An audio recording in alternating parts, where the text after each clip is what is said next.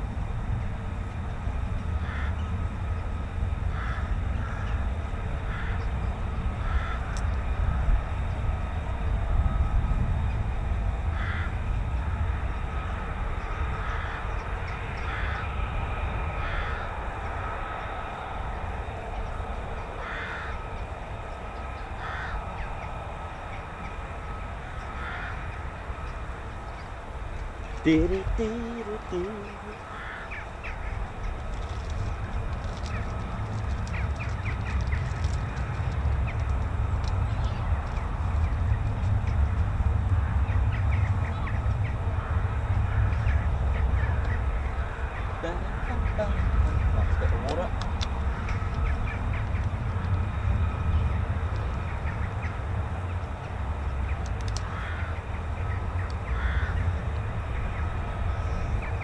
Stay hydrated, Ted. It's going to be a warm one, mate. Look after that salad.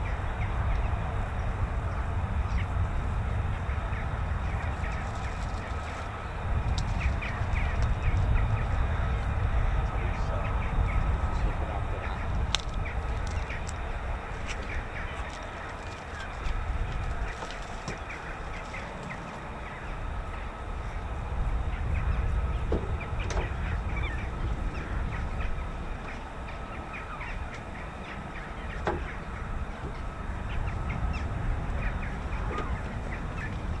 You're good, Teddy, yeah? Right, Ted, let's go, mate.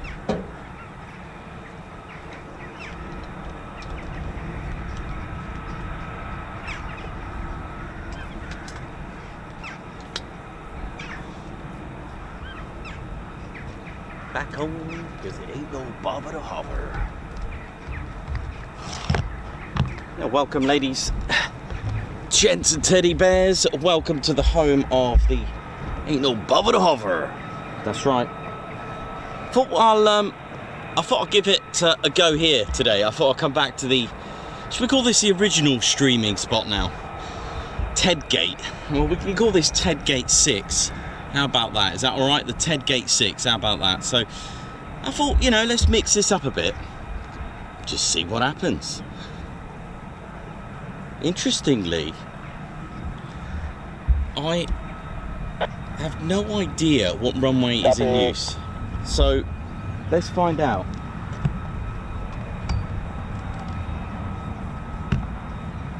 We could be in for a treat today. I've got a very funny feeling about today. Is There's a few NOTAMs knocking about for Marham. And, yeah, not sure if they've made an error. They can't make an error, surely. Let's see what's going to happen today.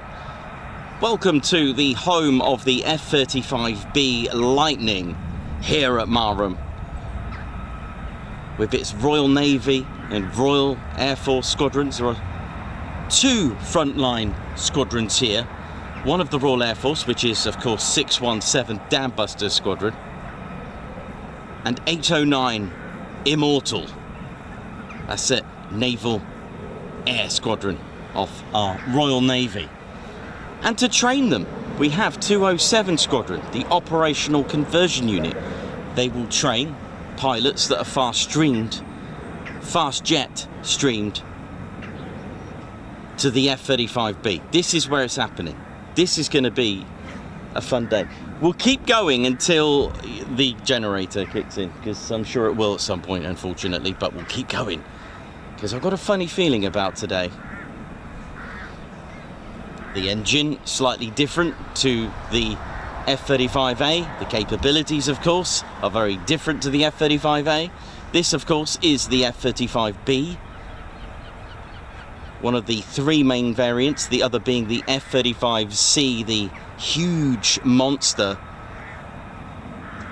carrying an extra 8 feet of wingspan, 4 foot either side. That's about 2.4 meters wider, larger wing area, the only variant with the with wing flaps. But here it's all about the F-35B. This is a STOVL aircraft. It's classed as STOVL, not VTOL, okay? It's not classed as a vertical takeoff and landing and vertical landing. It is a short takeoff and vertical landing. Can it take off vertically? The answer is yes, but they don't do it because of the amount of payload that this can carry, which is 15,000 pounds. When it's fully loaded and fully fueled, just like the Harrier, they will initiate a short takeoff. They won't do a vertical takeoff. So they've classed it into what's called a STOVL. So it's short takeoff, and it is impressive. I'll show you how it all works. And it can also land vertically. There are 3 landing pads here, vertical landing pads. They are quite generous. They're 67 by 67 meters with a landing zone of 30.5 by 30.5 meters.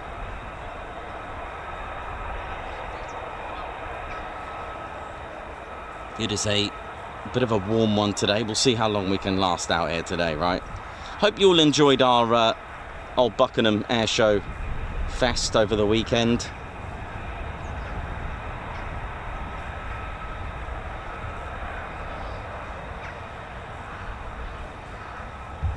My name's Nikos. I'll be your cameraman and commentator today. I don't have the luxury of having airshow commentators. Didn't they do well? It was their first time at Buckingham.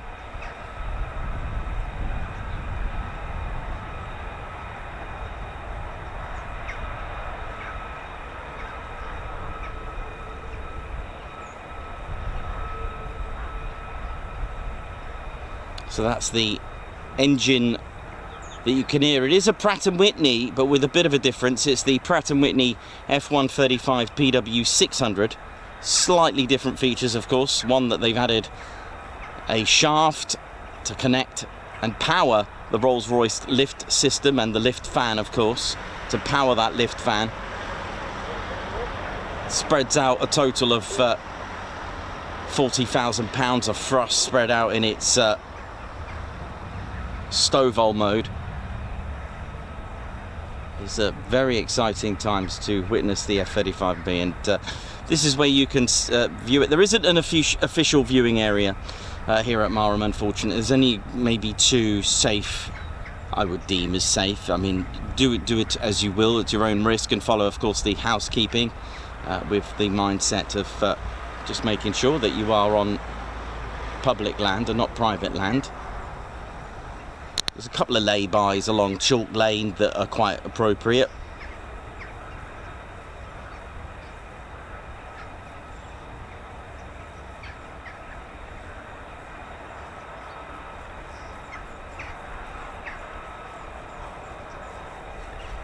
So pilots here will tell you they've most likely flown the Prefect, Texan, the Hawk, and then here. The F-35B is only available as a coupe sport version. That's right, a single-seater. There isn't a family version, so unlike the T3 of the Typhoon, which is available in the family version.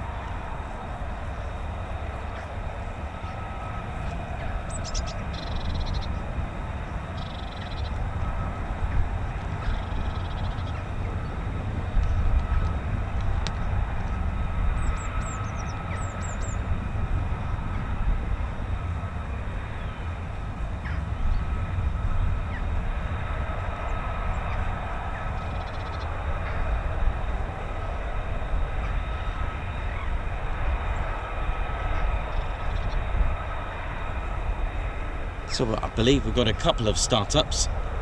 Nice start to the morning. Just fingers crossing the generator holds behind me. Let's see what we got.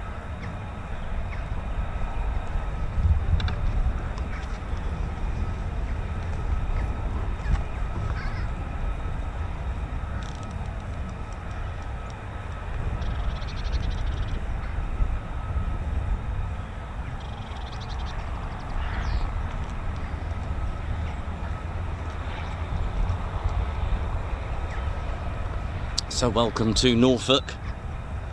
We're back in Norfolk again, actually. We're not actually that far from Old Buckingham. Not too far.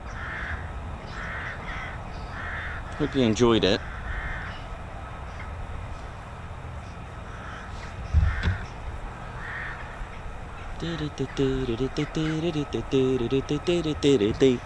Right. RAF Marham started life in 1916, just like Waddington actually.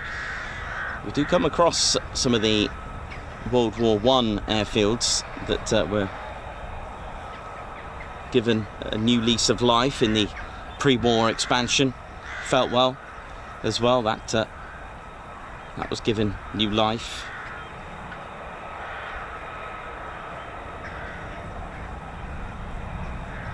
And of course Mildenhall. There's quite a few stations that were operating through the First World War but didn't quite make it, such as the what started out as RNAS Narborough, then turned to Royal Air Force Narborough, which is only a couple of miles from here actually. Probably safe to say I would put it at 2.5 miles now in the direction of the backwards crow flying from here.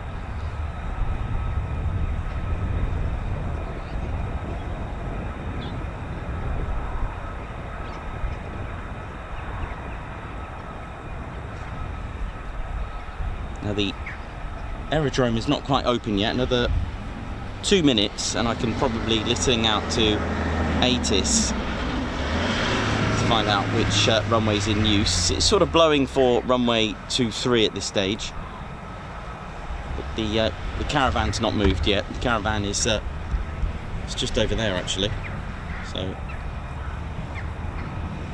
we're just awaiting for that to move.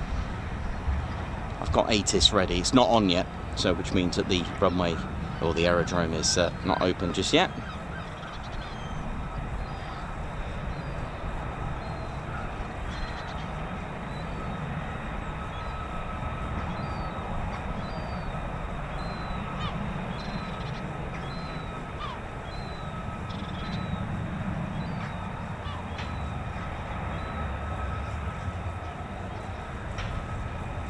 So a big shout out to all crew at Marham Guardroom. How you all doing? Hope you're all good and well.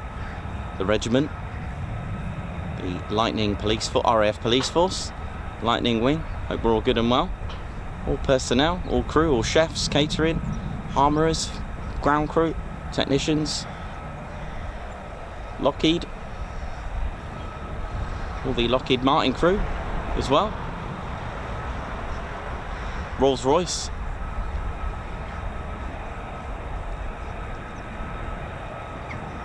Number 15 RAF Regiment are also stationed here as well. There's also Royal Auxiliary Regiment as well here at Marham.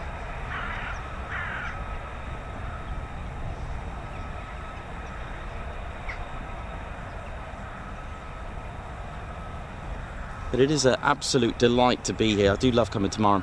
One of the things that I do love, okay, not only about the aircraft, is some of the history that goes with it. Not just World War II, but Cold War, the Falklands, Operation Elemi, attacks in Libya. It's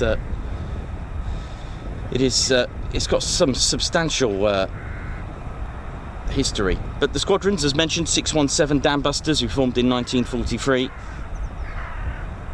Imagine that, right? Started in 1943, flying the Lancaster, and then, you know, 80 years or so, they'll be flying an F-35B. Amazing. Also, 2620 Squadron, Royal Auxiliary Air Force Regiment. 207 Squadron, the OCU. 15 Squadron, RAF Regiment. Number 6 RAF Police and Security Squadron, F-35, the Lightning Force HQ. And, of course, the latest and greatest F-35B Frontline Squadron of the Royal Navy, which is 809 Naval Air Squadron. Actually formed in 1941. The squadron has taken part in numerous operations, including the conflict with the British islands of the Falklands. The squadron disbanded around 5 times during their years before being recommissioned to fly the F-35B, so it's quite exciting. Also, the keeping that heritage alive is Marham Aviation Heritage Centre, so big shout out to them.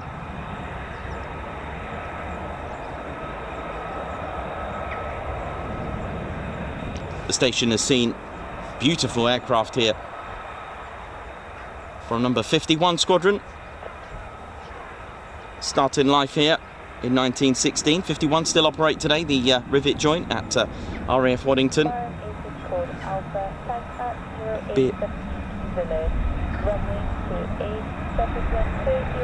Sorry, did I just hear that on the ATIST? I swear, did she just say runway 28? Maybe I've tuned into the wrong runway.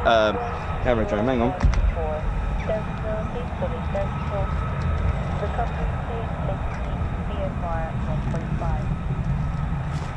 Okay.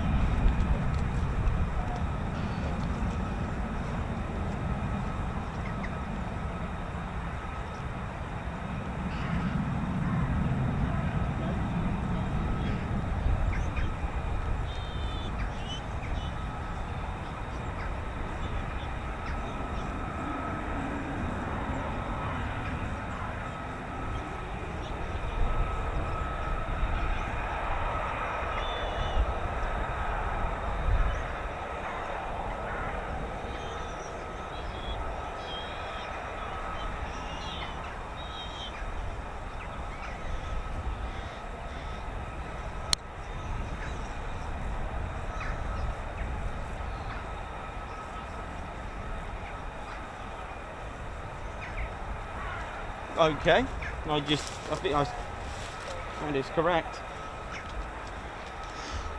Well, this is interesting. Runway 28. What's going on here? I did say runway numbers change. Is there another runway strip that I don't know about? We're about to find out. Is that one of the runway caravans there? Runway 28, which would mean runway 10 is the opposing runway. That's according to ATIS. And there is a NOTAM actually, so let's have a look, see what's going to happen today. This is an interesting one. Ooh. Runway 28, ladies, gents and teddy bears. That's what it said on ATIS. Can't be a mistake, can it? I doubt it. Has the magnetic north really changed? All good. All good. This is exciting. All good. Naval advises recover for a straight in only at or above 400 feet MSL to runway 28. Have fun here. 400 feet or greater straight in recovery only to runway 28 copied.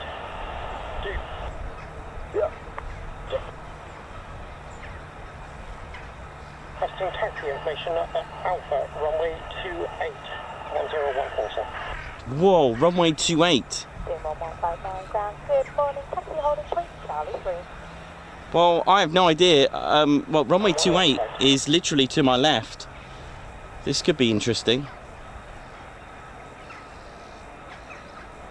There is another squadron, not based here, of the Royal Air Force, number 17 Squadron. They're the Test and Evaluation Squadron of the F-35B. Number 17, of course, if you know from our Coningsby streams, they brought, in fact, they were the first Typhoon Squadron of the Royal Air Force. They brought the Typhoon May the 19th, 2005 to Coningsby. Well, we're about to witness a bit of history here. I guess maybe back in the days when the runway expansion happened, maybe they did have, if you remember, the Class A triangular, that letter A shape, the triangular configured runway. So maybe it's still there, and today they use it as a taxiway, but when needed, it's there. Looks like we've got a 28 in use, man. I feel like I'm at Mildenhall saying 28. As far as what we cover, runway 28, I associate that with Mildenhall. There's no other that I cover. I'm not saying there isn't one, you know, in Britain. Actually, do you know what? Here's a little challenge. How many? Let me know what aerodrome, civilian or military, you have a runway 28. Let me know. That'd be cool, wouldn't it? Little game for you later. I'll see you on model 2. Stand by.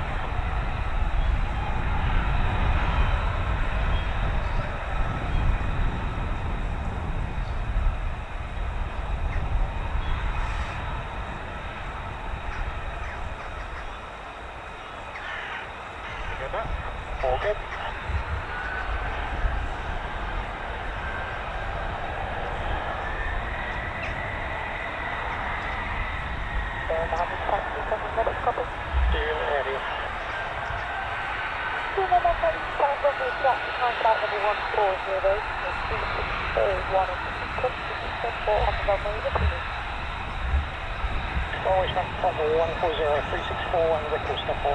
I have no idea how this is going to pan out.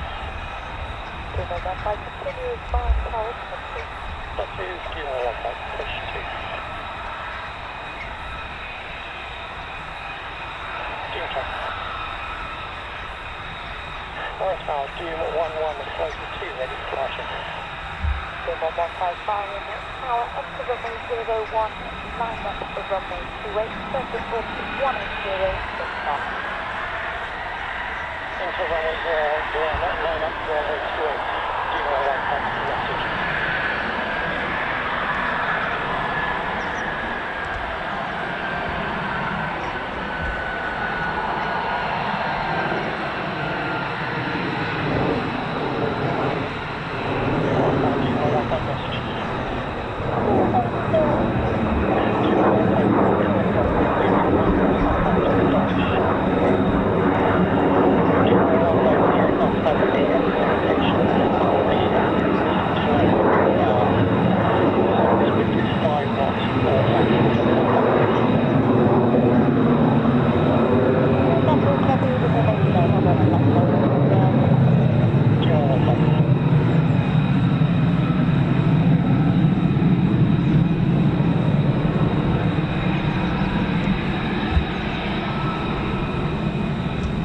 Cool, from there.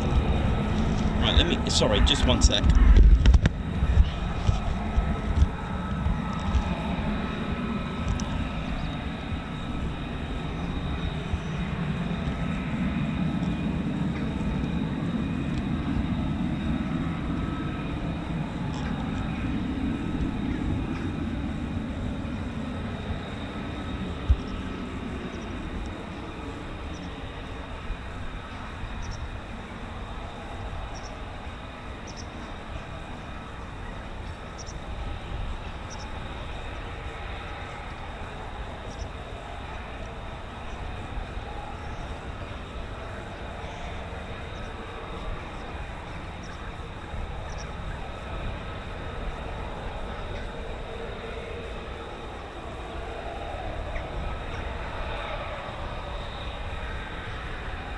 Doom 115, take takeoff.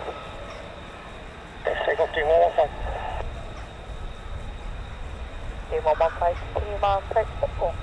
4. Doom, push.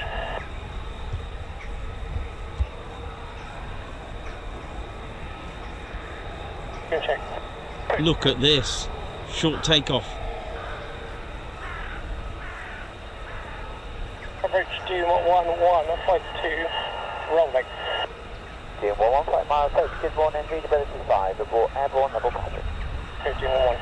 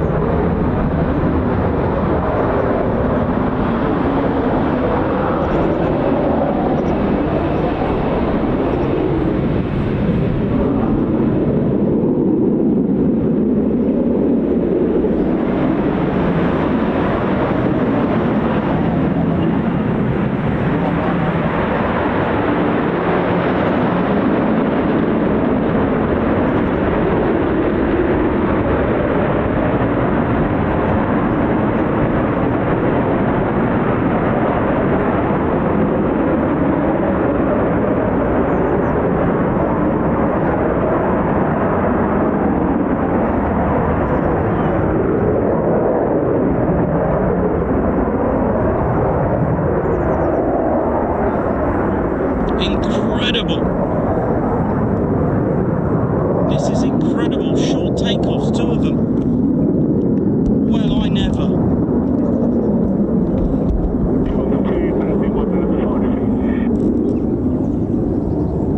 That was amazing.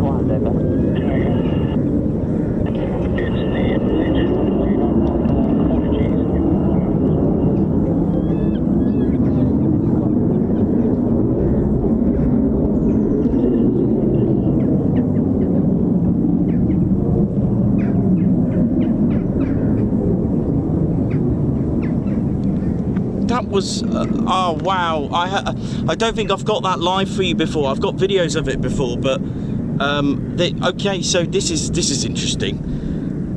Wow, that was pretty cool. I got here this morning and I just had this really strange feeling. I saw a NOTAM. I was like, don't know about that. What's going on here? And then the runway caravan's here. So this is a STOVL Wednesday at the minute. This is amazing. Well, I hope you got to see that and how agile they are. They haven't got much of a runway. I don't know if I shouldn't really. I accidentally had that a bit on the louder side. My radio. I don't normally have it on, as you know, but I'm like shaking. I'm buzzing here. I'm absolutely shaking with excitement because it's nice to get that. That was incredible, and that, my friends, is a short takeoff, and that is impressive. Potentially, I don't know what's happening. Maybe they're doing some work on the other runways. Who knows? Maybe I'll drive past the other end. I did see some contractors there, so maybe that's something that obviously we're not at liberty to know that. That's fine. It's just how exciting it is for a plane spotter to see a short takeoff. So whatever the reasons, thank you. That was pretty cool, wasn't it? Hey, I'm excited about that. So if that's the case, then maybe I mean, I did hear about straight in. Oi, oi, oi, oi. So I heard something about straight in. Now this could mean then that they would need to use the VLs, which is the vertical landing pads, the VLPs. That is. Well, there we go. How exciting that is, and Well, there we go. What a great start. A short take. I don't think you've ever seen that live from us before. We have videos of it on a rainy, very rainy and wet runway before, but that, my friends, is something spectacular to see. Didn't need much of a runway, did it? And did you see the way the free BSM, the thrust vector, was moving? It's called a free BSM for those. It keeps it what it does, it goes to a 45-degree angle so that it can do that. Okay, and what it is, it's called a free BSM, a free bearing swivel module, because it literally swivels and configures and keeps track to maintain a 45-degree angle, which is what the F-35B would need to do a short takeoff. It is impressive. I mean, that was beautiful. Hey, that was cool, man.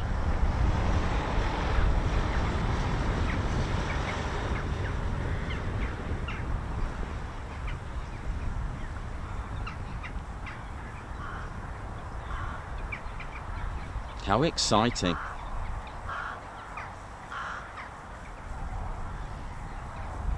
So runway 28 in use. Well, I never, eh? How about that then? Which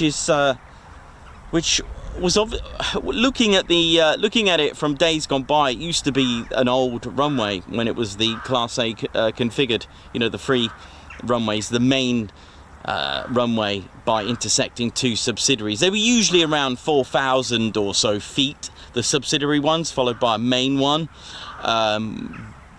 which was usually over 6,000 feet. However, Marham was chosen out of 3 stations, okay, to become a VHB base, a very heavy bomber base.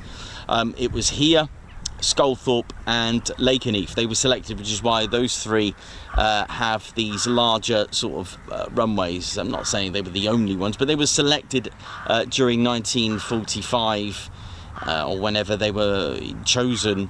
Some in mid 1944 to 45. While upgrades began, it was so that they can host the B-29s, which the B-29 did come to RAF Lakenheath. It was an idea set out, and I think a few others followed, like Coningsby had a runway extended, etc. There was quite a few then. But however, fantastic to see that, and not only that, it's managed to get short takeoffs as well. So good things to come, I guess, here for the week. Yeah, welcome to our midweek start. Now it's just a case of seeing what's going on.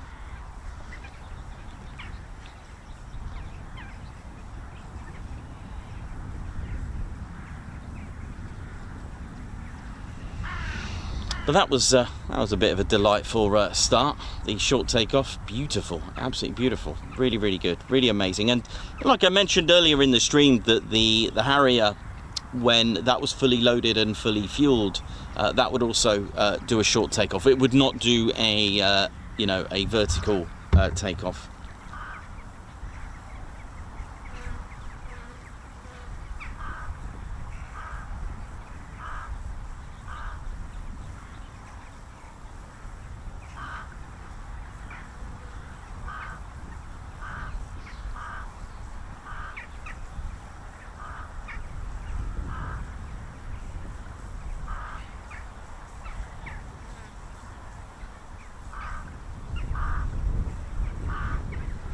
The empty weight of an F-35B is around 32,000, so it's got to add that 1.2 tons of Rolls-Royce in there.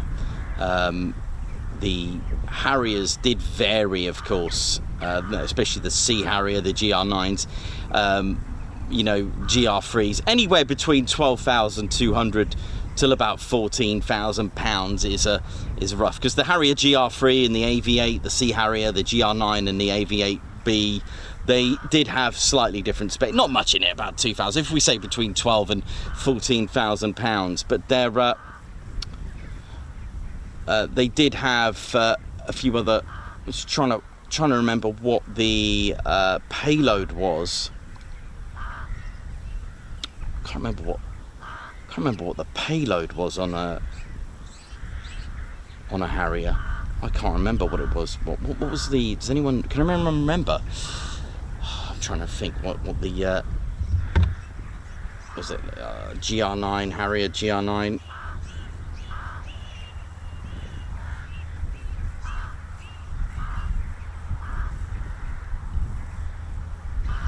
Probably think it was about £9,000, was it? Something like that.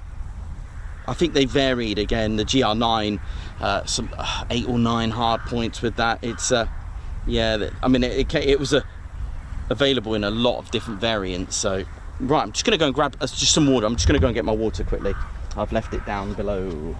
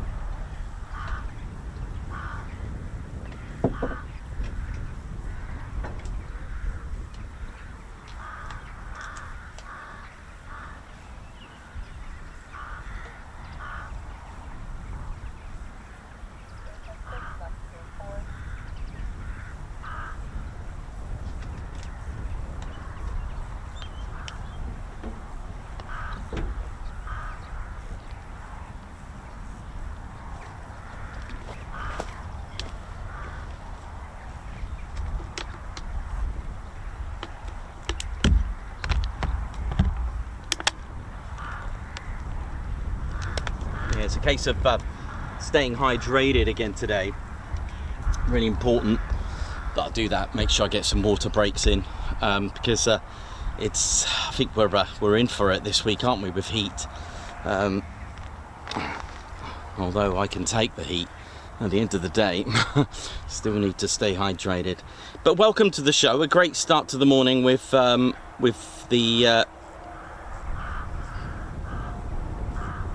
With the short takeoffs.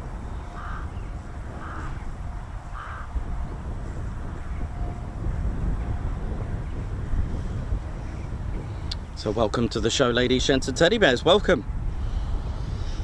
Hope you're all good and well. It's quite exciting to have a different runway, completely different way, an unexpected runway.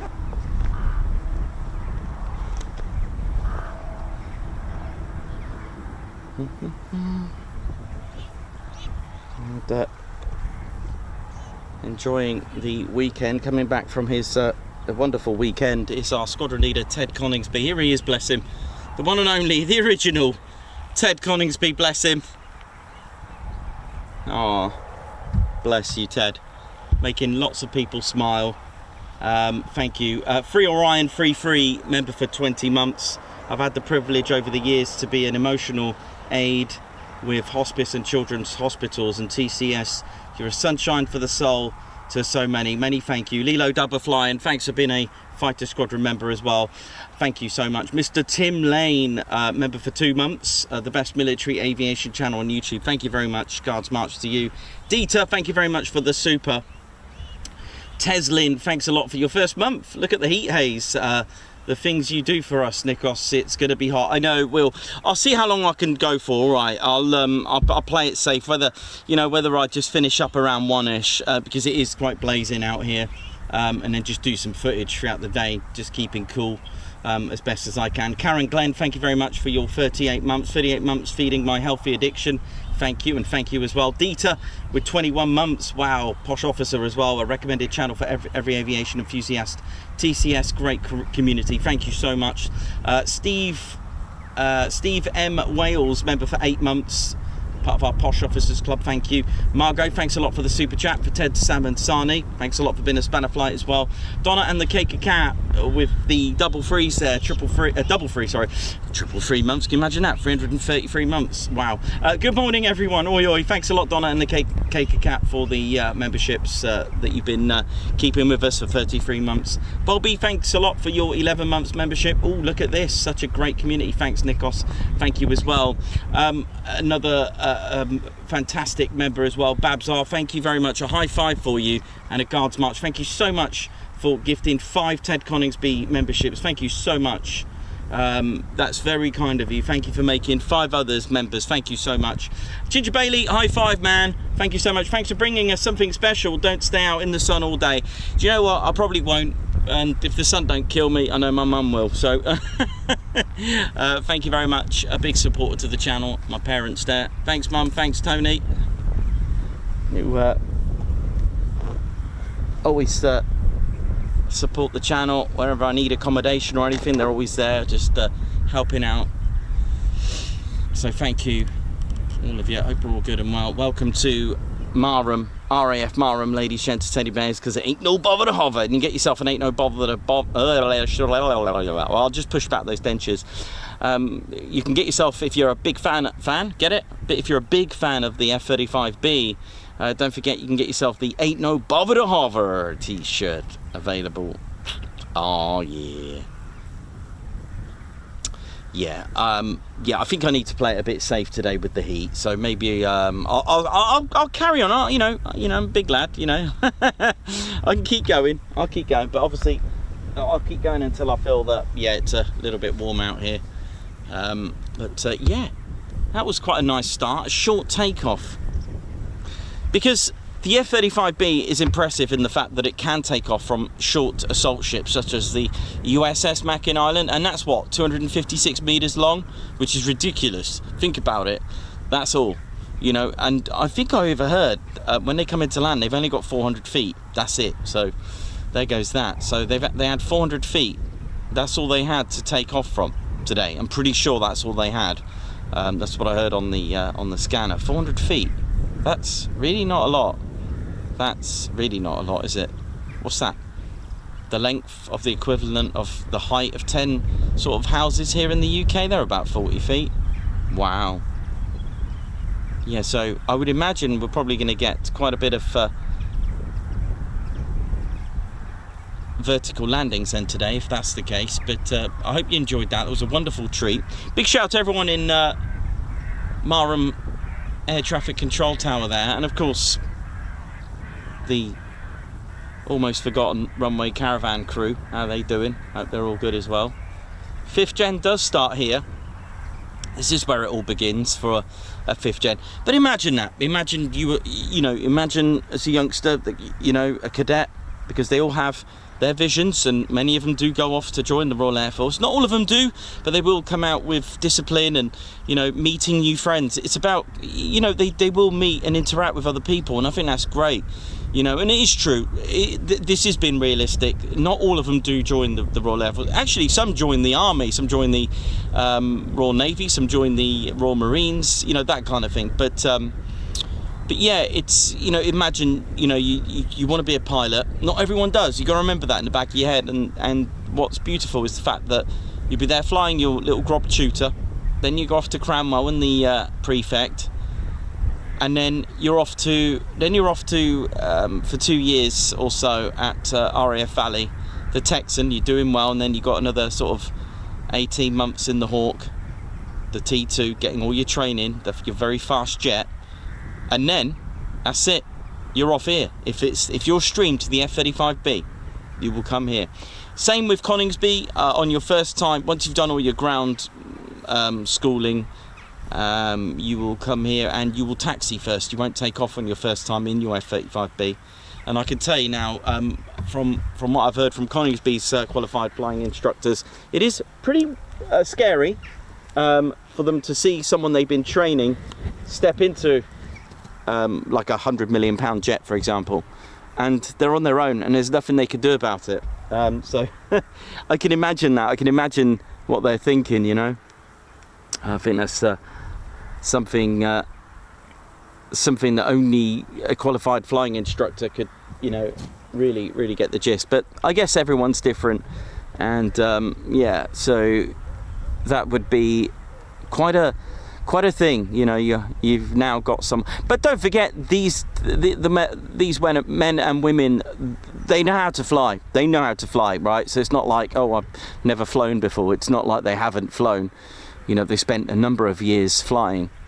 Okay, maybe not an F-35B, but but I'll give you all the rundown when we get there.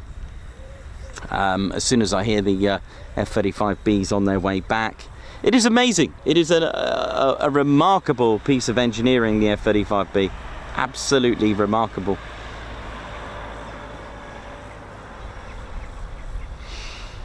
You know, Marham is quite a vast station as well. It's quite big actually, and yeah, and you know, as I mentioned briefly, it was a very heavy bomber base selection. Seen some, I believe it's had. I'm going to stick my neck out. I believe it's had B-52s here on some form of exercise. I think I'm going to stick my neck out and say I may have read somewhere that they may have been here, but if I'm wrong, B-50s and B-29s definitely, of course. But yeah, what a day to see that. That was pretty rocking.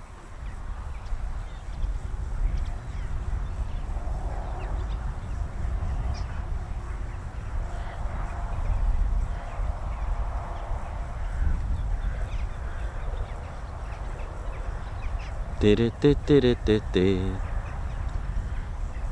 I hope we're all good, and thanks for joining us today on this special day here at Marham, where we've got runway 10 and 28 by the look of it.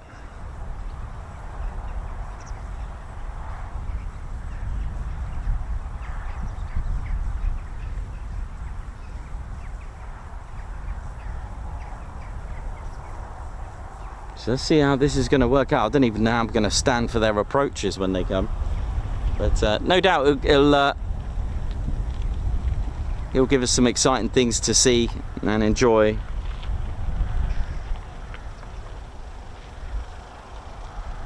So looking forward to it. Looking forward to seeing what else we're going to get today. But two F-35Bs, both doing a short takeoff in great view. So glad I decided to come on this side. Like I said, I took a little potluck because one, I've got the generator behind me sometimes, and I did see a NOTAM, and I wasn't sure if we were going to have a good view from here, but yeah, because if I was down the chalk lane, that would have been quite frustrating because we wouldn't have seen anything. Maybe when it would be airborne. Morning. So yeah, there we go.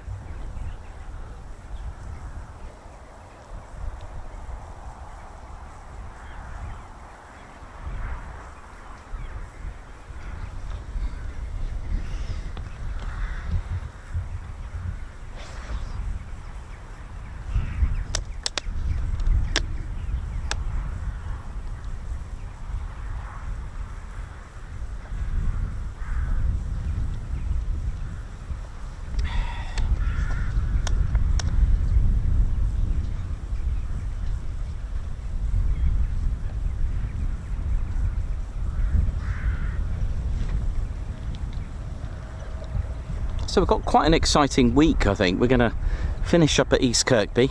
That'll be quite nice. Friday, I'll give it a go at Lake and Heath, and tomorrow, I actually don't know where we're going tomorrow, so I'll decide tonight when I get back where we're going to go.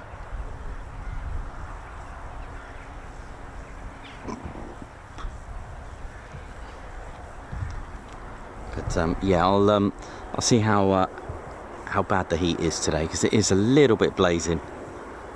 If it ain't the rain, it's the blazing heat. I'll tell you what I'll do. I'll just grab a quick cup of tea. I'm gonna just pop in the chats now.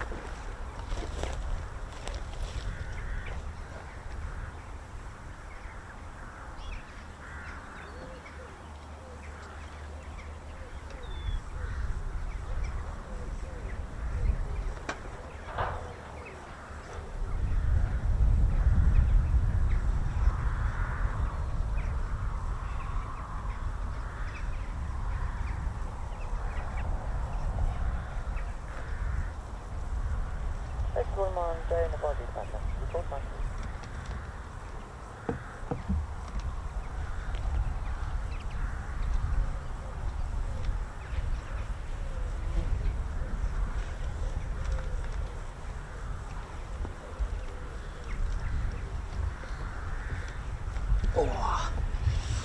How we doing, ladies, gents, teddy bears? Hope we're all good and well. Welcome to RAF Marham. And what a start. And two different things that went on. A different runway and a short takeoff times two. Amazing.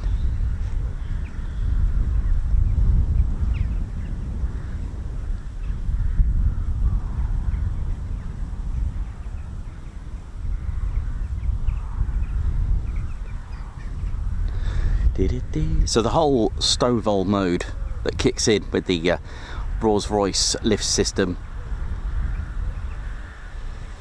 and along with the free BSM, I'll show you how that all works in just a little bit later on when they come back, and I'll show you how the aircraft vertically lands and how it hovers. But it's not a traditional thrust vector, for example. It is just specifically designed for the short takeoff and vertical landing. That's all it's been designed to do. It's not like an F-22 thrust vector. It's not the F-119 engines. It's a very little bit different, that thrust vector on the F-35B. It's solely specifically designed to activate at maximum speed, actually at 250, because it's not been designed to start hovering around doing some very different maneuvers. And you know, naturally the F-35 is a very maneuverable fighter, and it is a multi-role as well.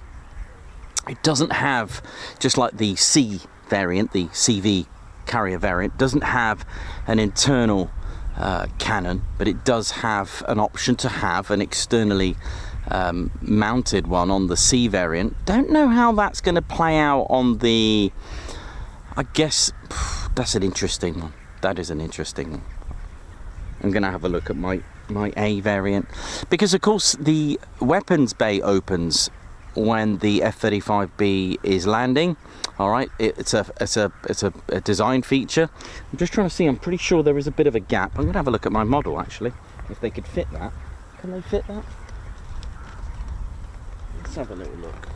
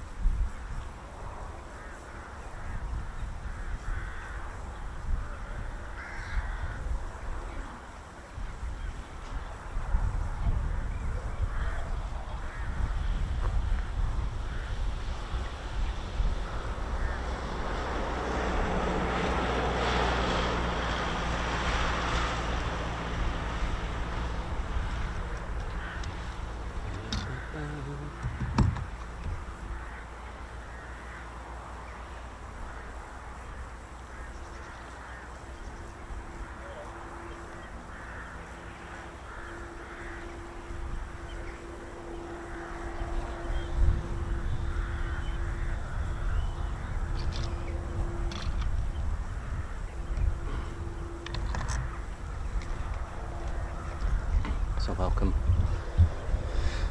to the show, ladies, gents and teddy bears. Hope we're all good and well. The first F-35s, the first F-35Bs arrived at Marham on the 6th of June 2018, and it was 4 F-35Bs of number 617 Dambusters Squadron that brought them here. They were the first. And then, of course, followed by 207 Squadron, which was announced the following year.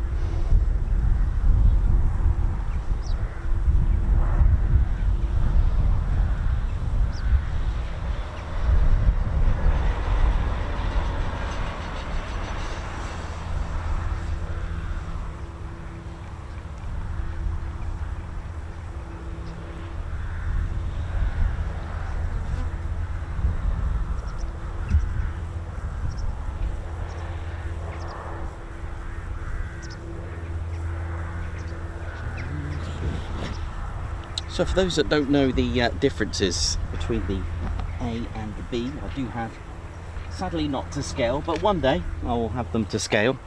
Not many people know the differences visually.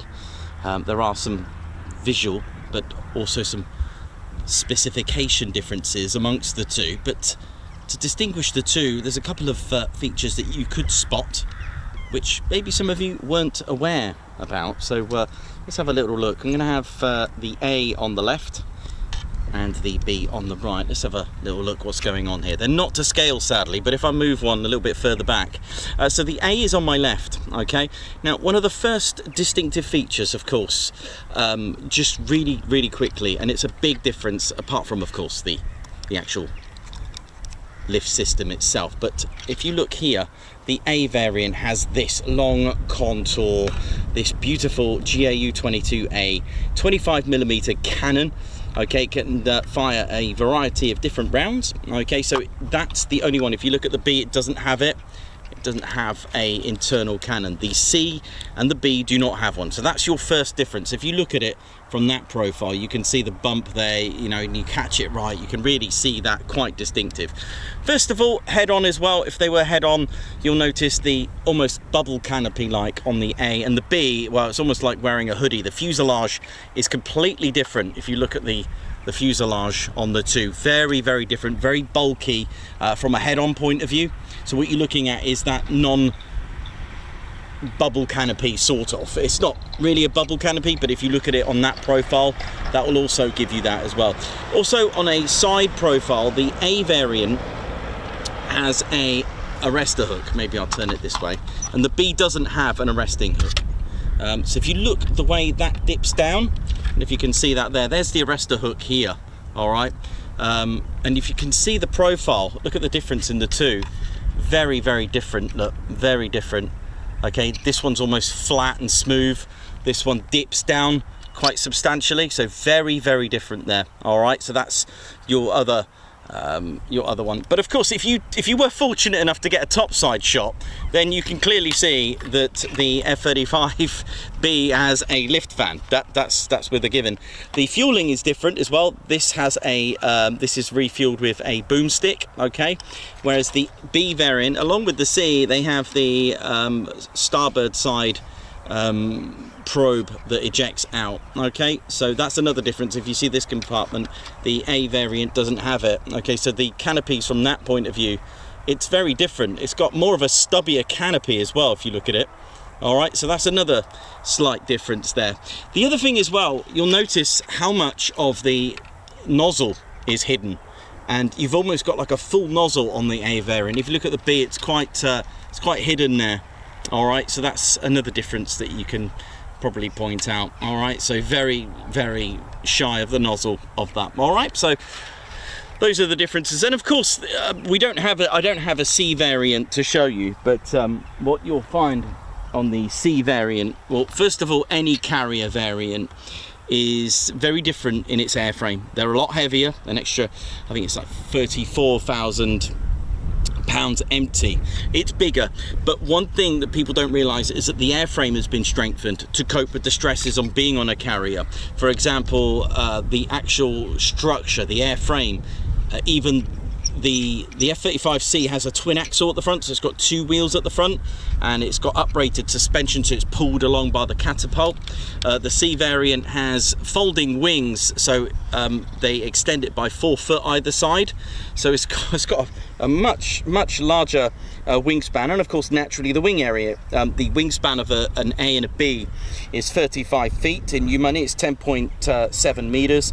On the C variant it's 43 feet. All right, so it's an extra 8 feet. That's 13.1 meters, which gives it a larger wing area for greater lift. It was a requirement that was required by the United States Marine Corps. But I'm going to show you how and what all these compartments do when we have an arrival, and hopefully if we see the B variant doing a vertical landing, we'll wait for them to come back and I'll show you how it all works with that, and I'll explain why the weapons bay opens when it's hovering and vertically landing. It always does it, and it is a design feature. I'll show you how you know, there is a misconception that there's no pilot input on the vertical landings. That's not true. The pilot needs to make sure they don't overshoot the landing pads as well, because if you do that, you may notice one day if you come spotting it's tried to hover and it's gone round again. Why? Because it's actually more fuel efficient to go round again rather than try to correct that you've overshot your landing pad. Just for example, I mean, I'm not saying they don't do that for training anyway, like a missed approach, but yeah, it's actually more fuel efficient to go round again and try to vertically land it on that go. But I'm sure they would practice an overshoot. I mean, that's something that's that I would have thought would definitely be a part of the training. Any scenario is a good scenario to train for, you know.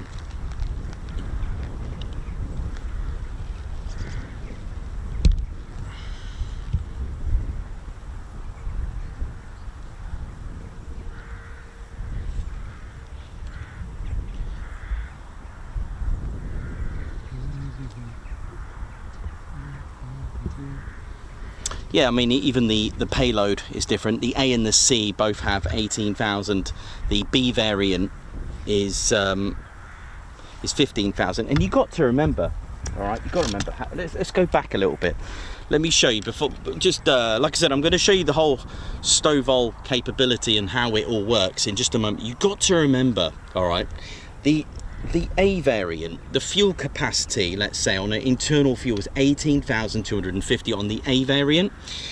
The B variant is 13,500. That is a lot. So that's almost 2,000 kilos of fuel, or 5,000 pounds of fuel lost, because they've actually gone and stuck, you know, all this whole section here, this whole section would have been internal fuel, all right, and other gadgets probably, but you've lost 2,000 kilos, 5,000 pounds of fuel here, because you've got to add your lift fan from Rolls-Royce, you've got to add the auxiliary power unit in here, you've got to have the shaft to power the because this doesn't power by itself, it needs the shaft that's delivering 29,000 shaft horsepower from Pratt & Whitney's F135 engine to Rolls-Royce. So it's a nice marry up, you know, it's a nice partnership.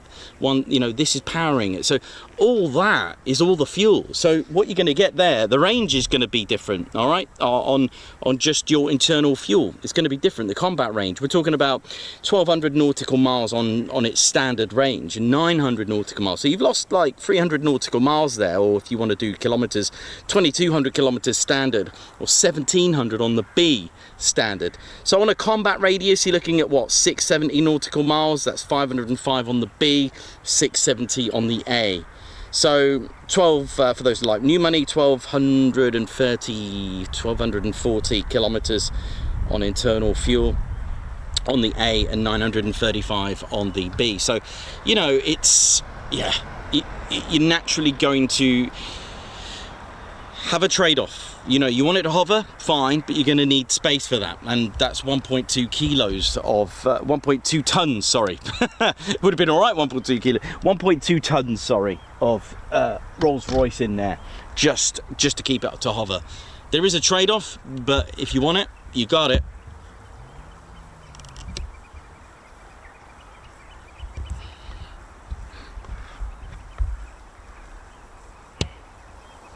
It is very warm.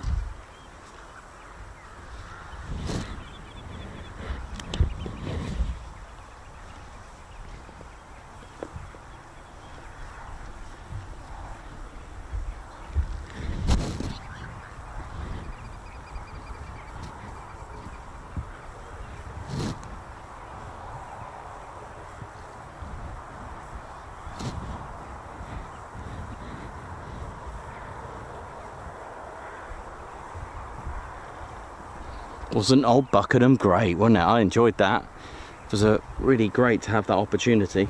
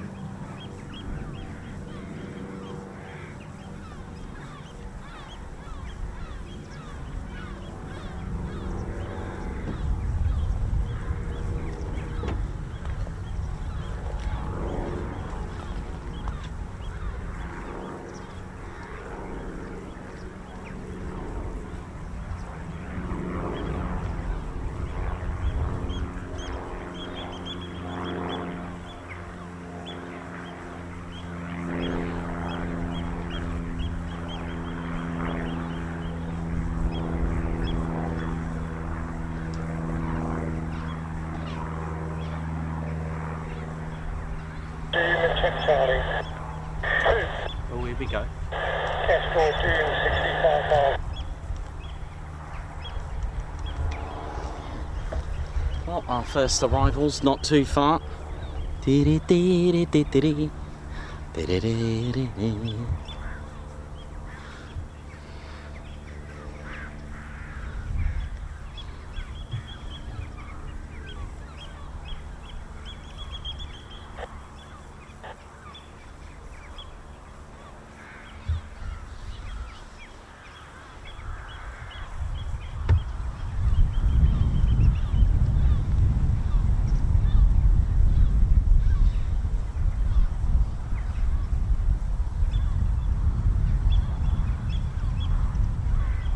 So runway 28 in use. Yes, you heard me right, runway 28, which is a bit of a shock to the system because I think I'm at Mildenhall.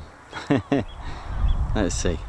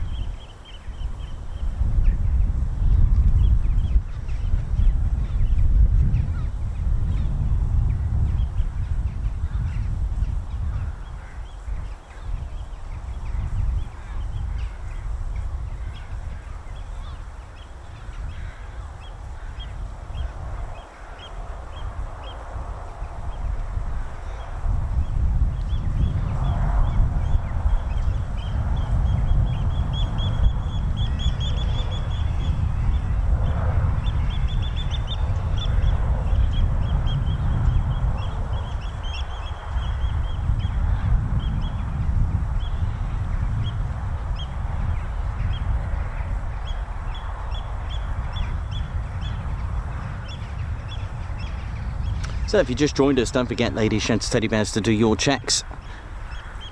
Don't forget to give us a thumbs up. Do hit the like button. It does help the stream get out there for other viewers who have the same interests. And of course, do check that you are subscribed to the channel so you don't miss out on the latest and greatest. Marry that up with the notification bell button as well. And do share, do care. Do share it on your socials. And after the show, don't forget to visit the online store, www.tedconingsby.co.uk. Got a new patch out. I didn't bring it with me actually, but we do have a new patch, the JT CF, the Joint TED Chinook Force.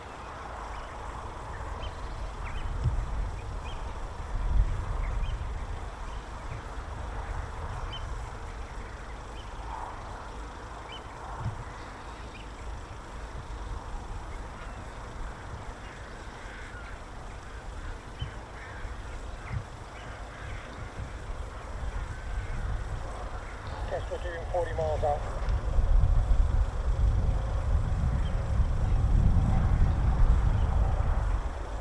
Should be with us in just a few minutes. Our first arrivals from today, which did a short takeoff, which was, I think it was the first time we've seen that live, to be honest, and I was pretty excited about that.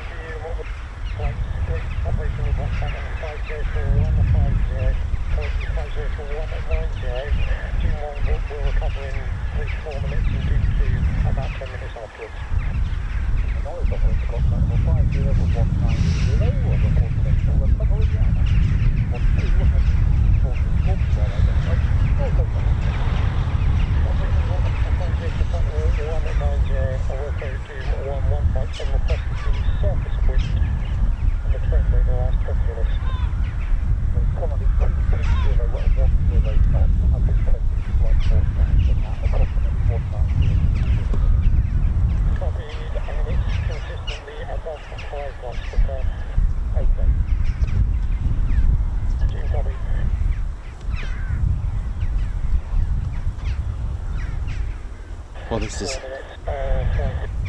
this is going to be a bit interesting. I'm going to be trying to look out for if I heard it's right hand, then it should be coming towards me. Yeah, I mean, it's a common area where we know it can happen. I mean, it looks dangerous, but I can see how it happens because of exactly what Trippy said. Yeah. So I think it's a good argument that it just worked as advertised based on the way the logic works that we already know. Yep, I'll try and press that. I'll prioritize landing.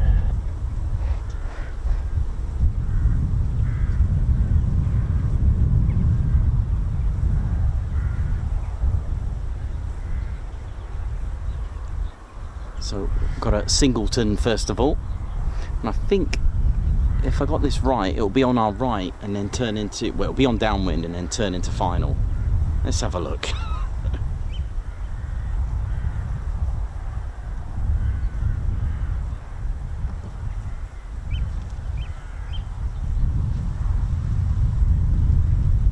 Unless it's straight in, of course.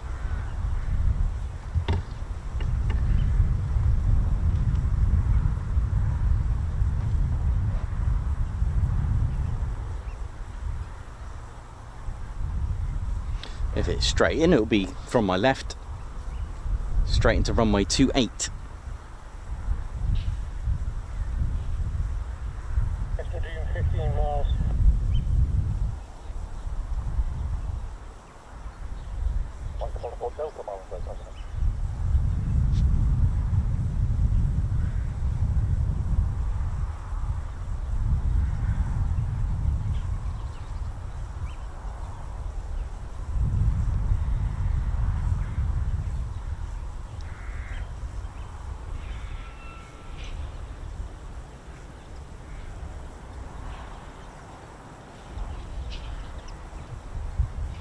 We're doing 10 miles.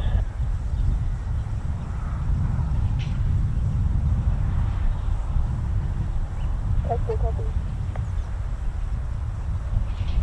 Doing 1 at 10 out, doing 2, 15 out.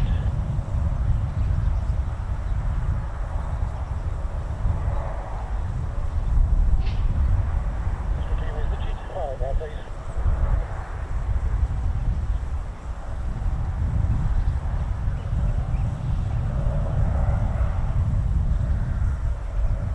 Okay, copy. Stand by.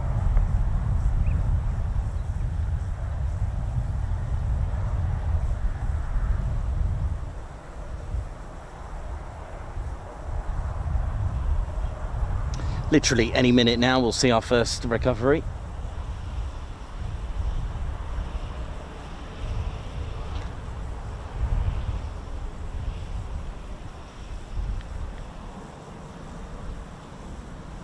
D111. Inflection Alpha copy. Visual recovery restricted hotel weighted.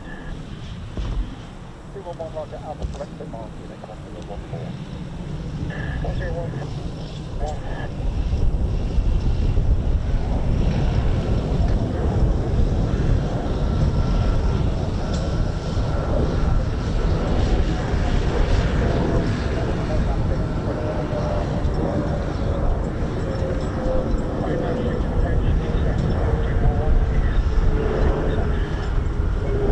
It's just gone over us now, but it's heading into the sun. I'll just wait for it to turn.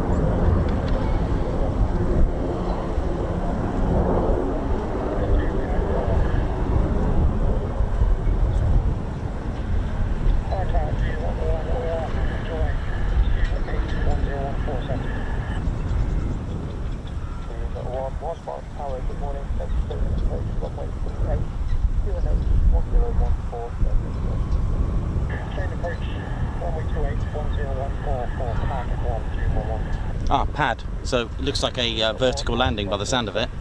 Yeah, let's get it. I think he said pad 2, which is all good. Well, a landing pad. I can't remember what number, to be honest, but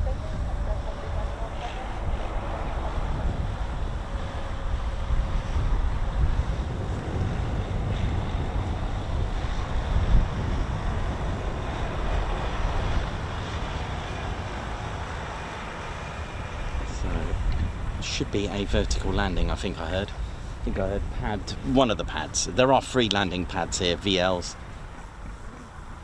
VLPs, pads. Ding, ding, ding.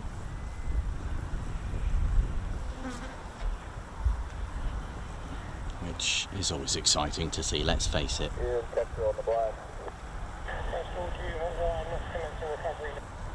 I don't even know what it's going to look like on an approach on 2.8, so let's find out. Unreadable, say again.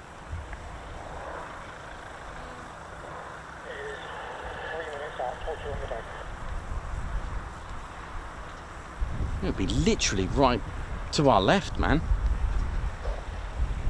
No way.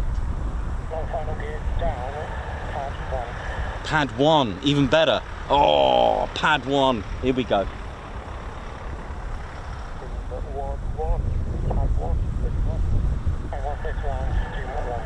Okay, it's clear to land, but I can't see it at the minute.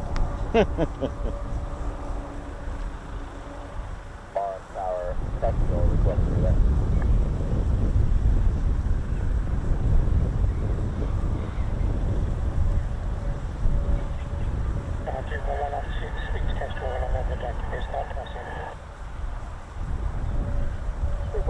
I'll pass that on. 50 miles away.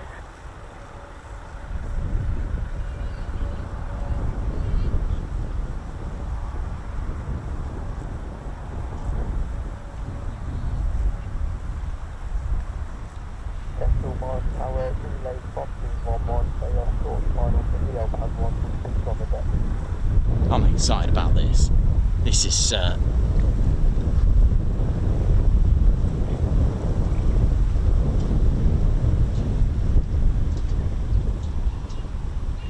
oh my word, it's just behind me. This is amazing.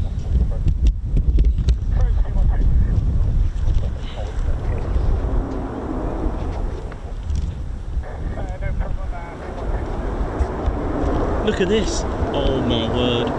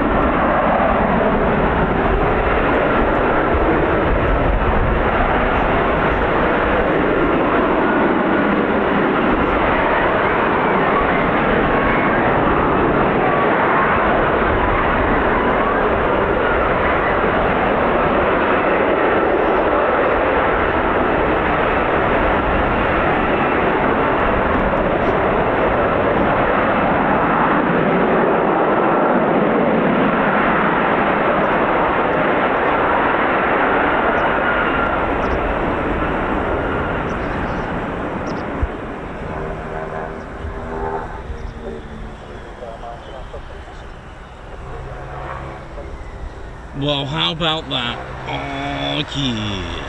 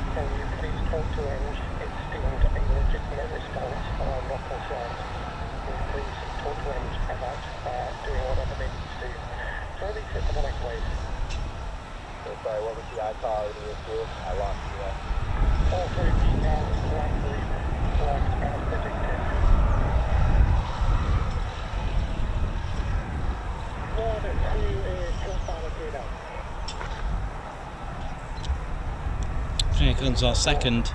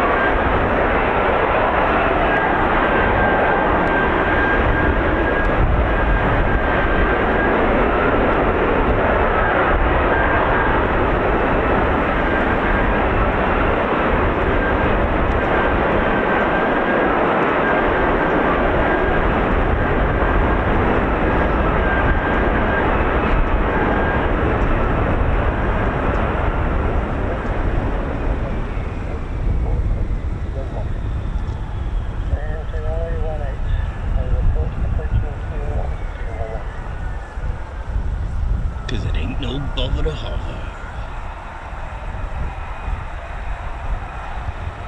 Well, how about that then? 2 short takeoffs, 2 vertical landings. We're getting a STOVL of goodness today.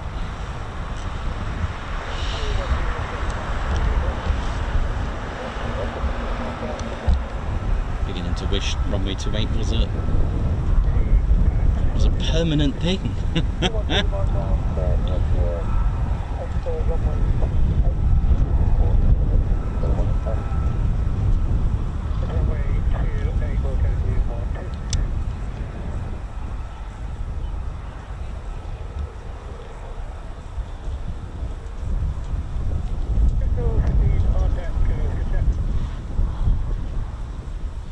Welcome back.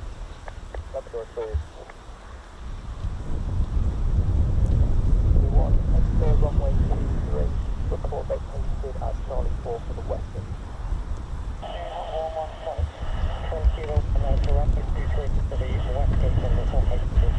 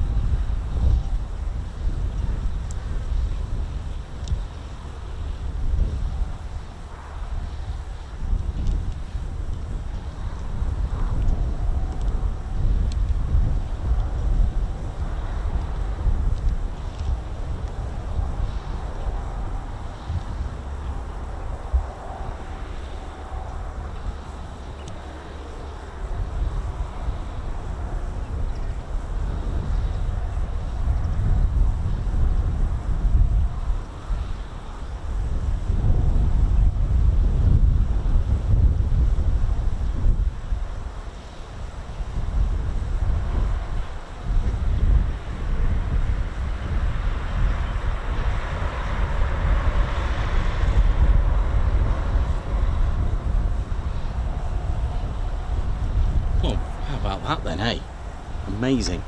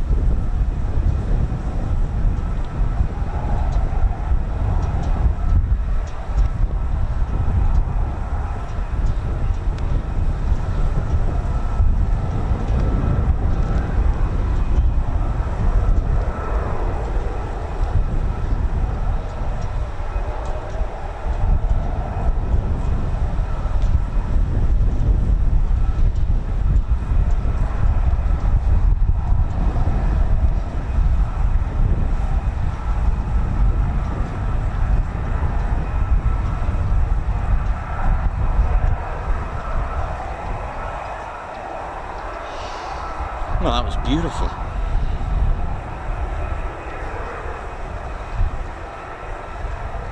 So, hope you all enjoyed that. That's definitely worth a like, isn't it? And a subscribe. That was pretty cool. Yeah, so be it. The light is not on our side on that one, but you know, I'm sure as the afternoon goes, as the sun makes its way towards the west, it will be all right. Actually, it'll be pretty good. It'll be pretty good light on that actually. I'm not sure if this is a temporary thing. I have no details for you on that, but all I know is that we're here and we're having some fun.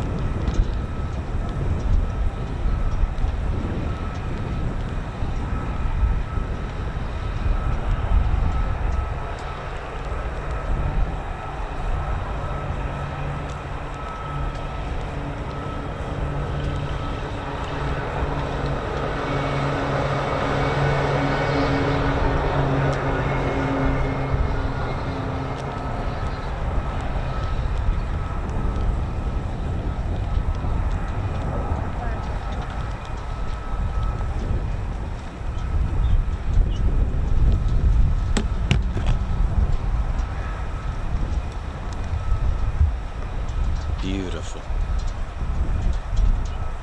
So there's our two back from this morning. Just wait to hear that lovely shutdown sound.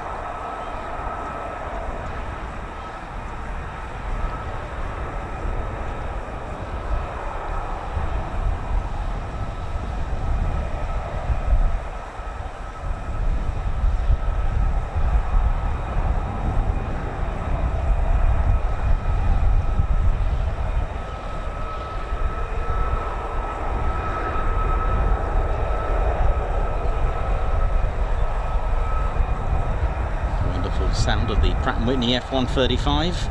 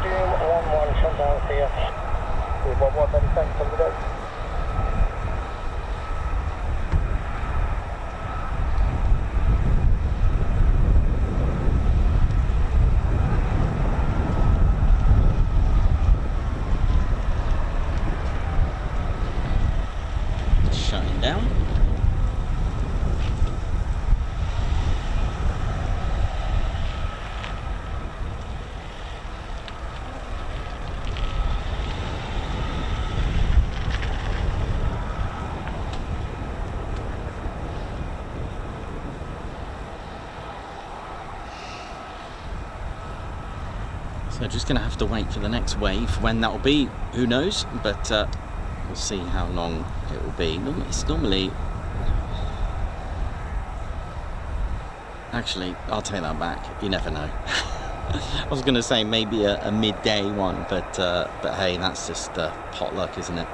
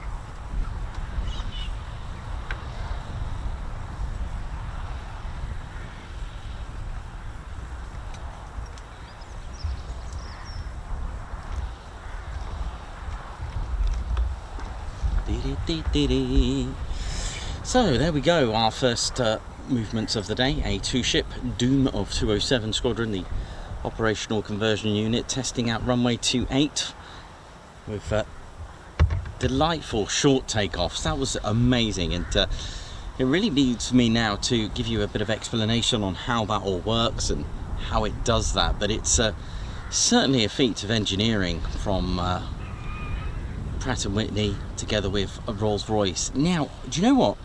I say those two companies, but I think I had a funny feeling there is a third, and I'm going to have to go and track that down, that is involved on that whole F-135 engine with that. I can't remember what they do. I'm sure it begins with an S. I could be wrong, but I'm going to do some digging.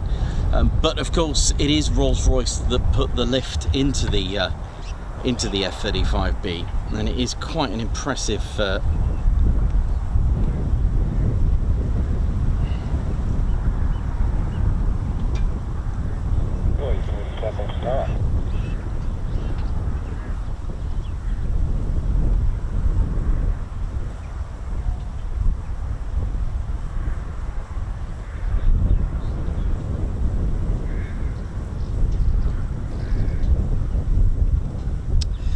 So yeah, let's have a look at our F-35.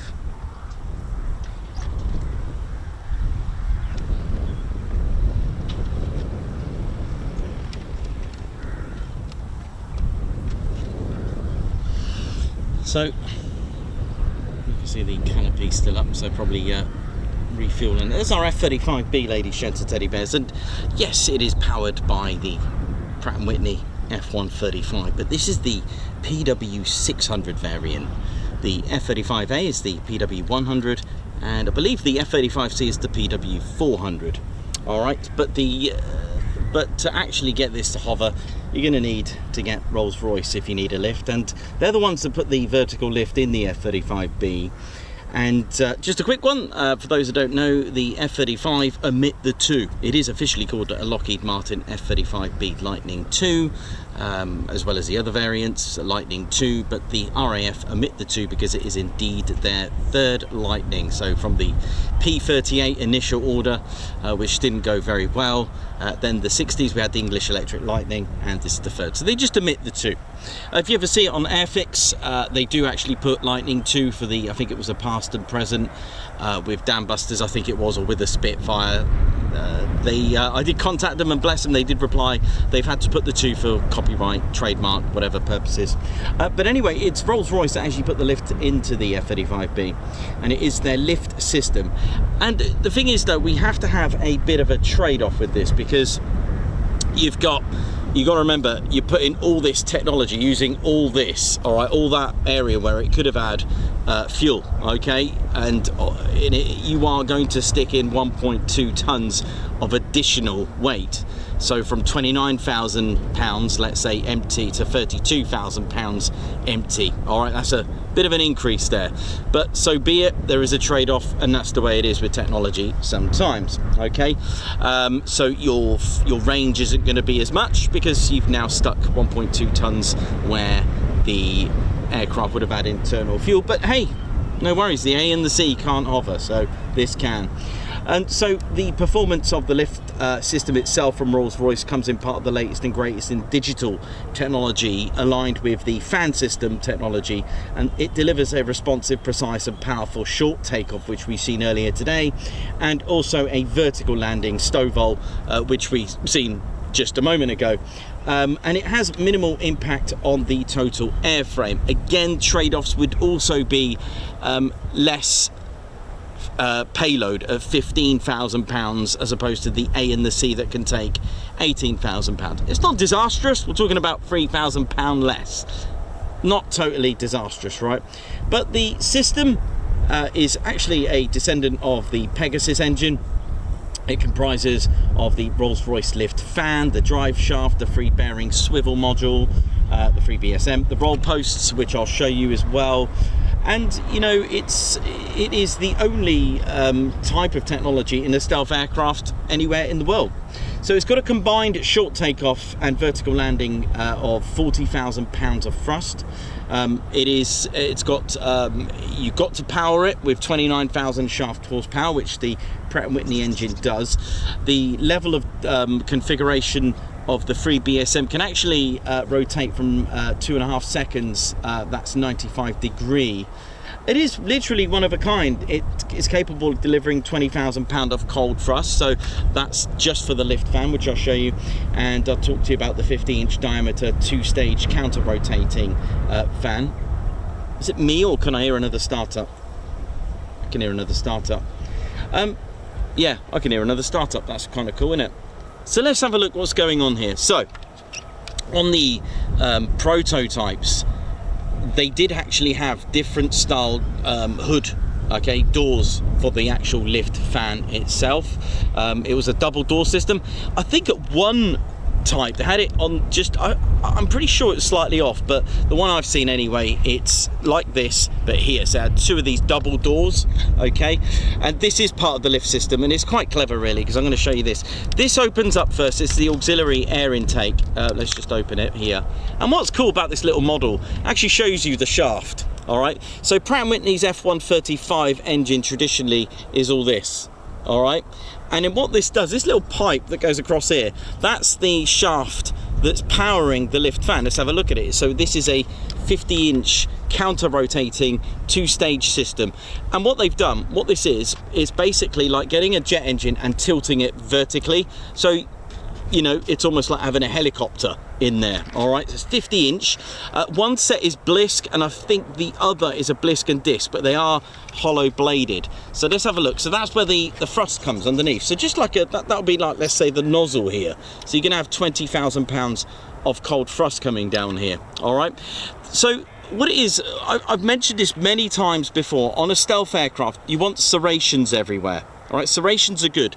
They'll scatter and make that angle of incidence not equal the angle of reflection, or vice versa. All right, the idea for stealth is to not give back what they received. Basically, get a mirror. Imagine this was a mirror. You're shining a light. You don't want it to come back to the ground stations and enemy radar. You want it to ping off somewhere else, okay? Which is why there's serrations absolutely everywhere. Look, every single hatch, even the ladder here, it's all serrated. Everywhere you look, every single thing about the F-35's hatches, they're all serrated, okay? However, they didn't do it for the lift fan hood, because it affected the airflow. So let's talk about the hover. So there's the auxiliary air intake, okay, so because obviously it's not going to be able to get as much air from the bypass because it's stuck there. All right, You've got all that air sucking in here, all right? Two stages, that's two discs going round, all right? Two stages, all right? Two fans going around, one going one way and one going the other, okay? And what that's going to do, that is going to basically suck in that air and create thrust. And that is powered by Pratt & Whitney's F135 with this shaft, all right? Does that make sense so far? You've got the power, 29,000 pounds of shaft horsepower, all right, to here, all right? Sorry, 29,000 shaft horsepower, forget the pounds bit.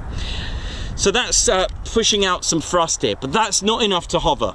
All right, you've got your bypass air going through into there, and you've got roll posts here, which I will talk about in just a moment. Now, at the back is where it all happens at the free BSM. It's called a free bearing swivel module. This is the thrust vector, but it's not a thrust vector like the F-119 on the F-22. And I'm going to explain in just a second what this does. It's called a free BSM, a free bearing swivel module, because it's split into three stages, it's in three parts. And what it does, it rotates. All right, it rotates so that it doesn't go out of control. Now, a couple of things you didn't know, this can actually sway from left to right. All right, it goes at 45-degree for the short takeoff, which we've seen. All right, so if you see, when you see it, it started off like almost like horizontal and then went down to 45 degrees and then it did its thing. What did it do? Pushed these down, didn't it? And then lifted this up and then pushed down, and then it was amazing, wasn't it? Really amazing. Right, so let's talk hover. How does this thing hover? So you've got the slats here. All right, these slats move like 5 degrees for forward and 40 degrees, I think, to make it reverse in a hover. You've also got roll posts. So from the bypass air, all right, because you're not going to get any air in the inlets, what you do, this can pitch and roll, this can roll the aircraft from left to right through these tiny little posts here. All right, just here, roll posts. These tiny little little posts here that they're kind of like tiny little inlets that pitch air out. Okay, they bleed kind of tiny bits of bypass air, and then you've got another shared 20,000 pounds of thrust down here pushing down. So you got thrust here and thrust there. Now you're hovering. Okay, now one thing you'll notice, and it's not for show at air shows, when it's coming into land, I know it's a bit hard to see it from here, when it's hovering or about to stay still, stationary, and then come down, the weapons bay opens. Now I totally get it's an F-35A, all right, but the weapons bay will always open when it's about to hover and stay there and about to land. Why is that? It's not for show, and the reason is it's actually a design feature on the F-35B. You imagine my hand was the ground, all that thrust pushing down, it's only going to go one way, it's going to blast back up. It needs a cushion, it needs a dam to absorb all that. So it opens up the weapons bay to actually act like a dam and take all that jet blast, almost like the ground effect pushing back up. It's going to absorb it. If it didn't do that, it will be a rocky experience. Okay, we're talking about a short takeoff as well. So on the ski jump, on some of the carriers and assault ships, etc., whatever, if it's got a ski jump, this will be constantly moving and making sure that it's, you know, that it's interacting with that ground, you know, because obviously the ski jump is curved, and it will make sure maintain like a 45-degree and throughout, but it will also sway from left to right in a hover to make sure it's quite comfortable. It will usually point into the direction of the wind when landing as well, so really strong winds, it will point. And yes, the pilot needs to have some form of input, because if you overshoot your landing pad, you could correct it, but it will cost you a lot more fuel, and if it's way out, the safest, more economical way is to go back round again and do it again. All right, so there is actually pilot input in the controls here. A lot of people think push a button, down it goes. Not quite, because you still need that human pilot element to go with it. So I hope that makes sense. We're talking about 256 meters is the USS Mackinac Island. It can take off from one of those. That's insane. And obviously with the vertical landing, it can pretty much land at your latest local Argos or Sainsbury's or something, you know, that kind of thing. So there you go. Hope that all made sense anyway. I thought it was a start-up, but it's just shut down. Maybe it was number 2 that shut down, but I hope you enjoyed that.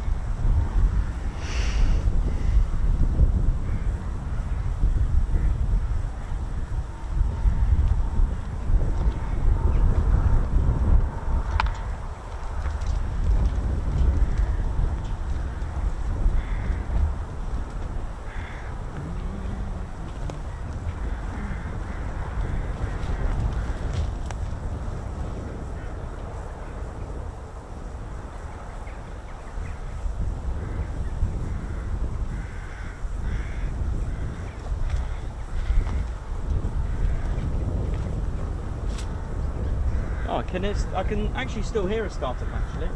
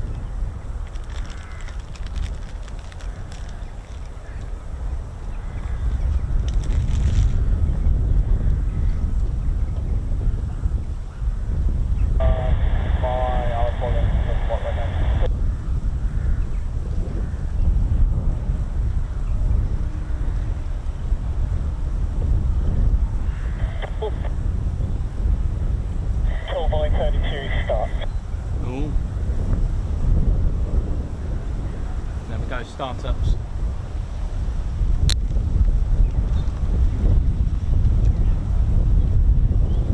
Nothing heard from Tallboy. I do have the other jet 505.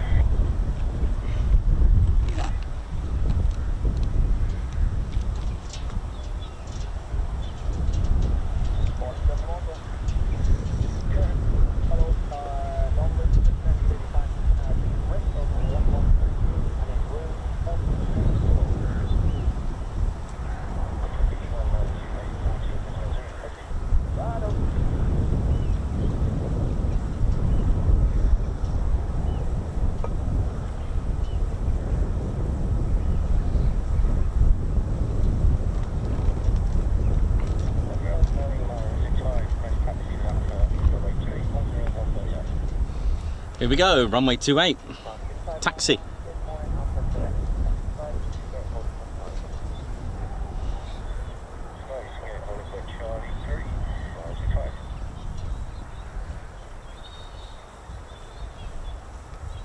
So we may get another short takeoff.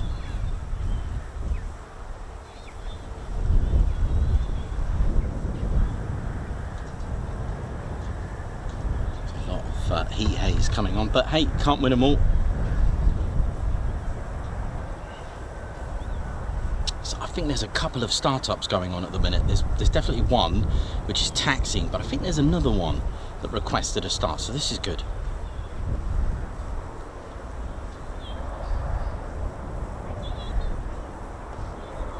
We've got a 11:09 local here in the UK. Hope you all are good and enjoying the show.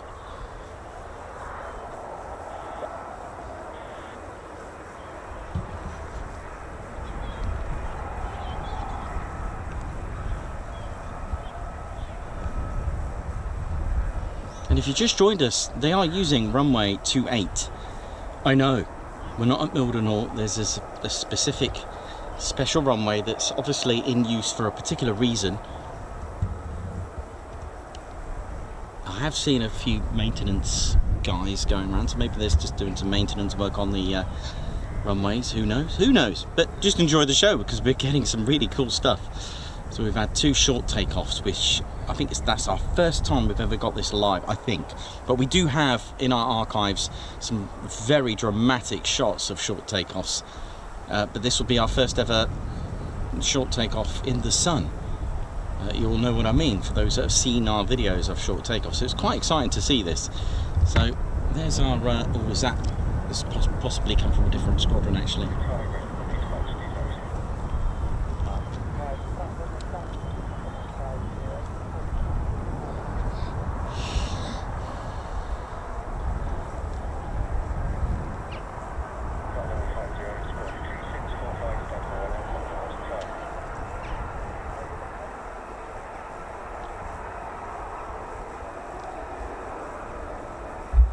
I don't think I've ever heard that. We're talking about a takeoff here, a flight level 50, that's 5,000 feet. Normally it's a minimum 10,000 feet high over here, but of course they are expected to take off and get off that runway within 400 feet, by what I've heard. Which isn't a lot.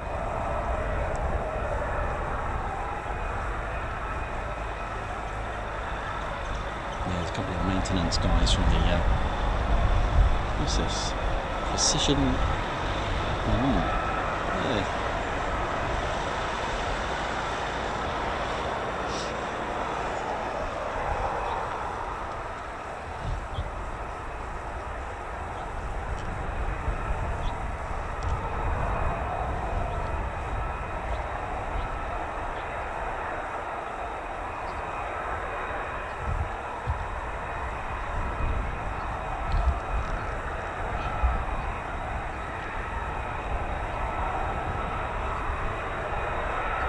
So will it be 3 STOs? Oh no, we've had PTOs and now we've got STOs. So an STO, here we go.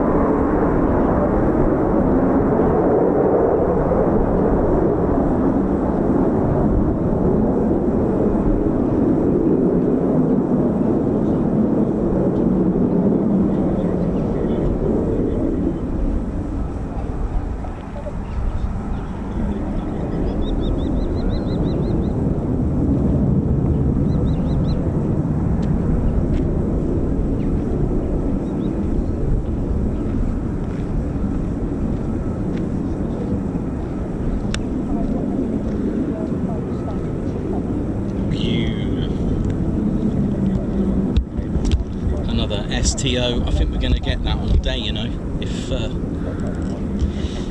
we get more. And I can hear another F-35 spooling in the distance.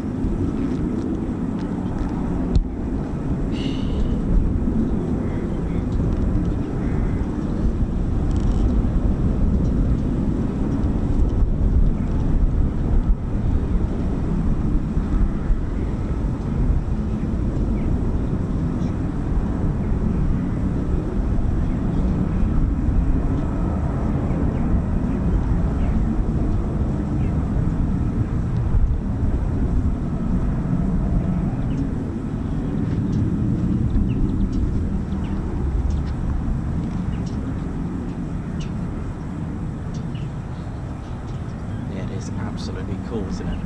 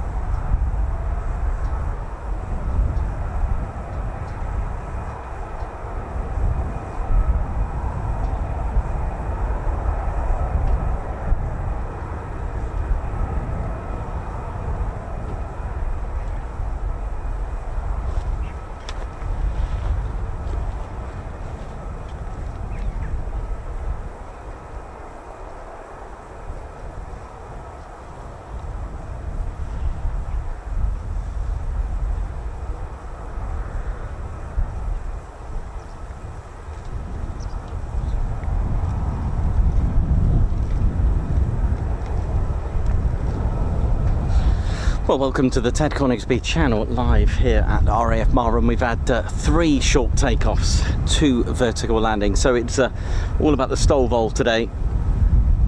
And there's a nice cool breeze at the moment, which is nice.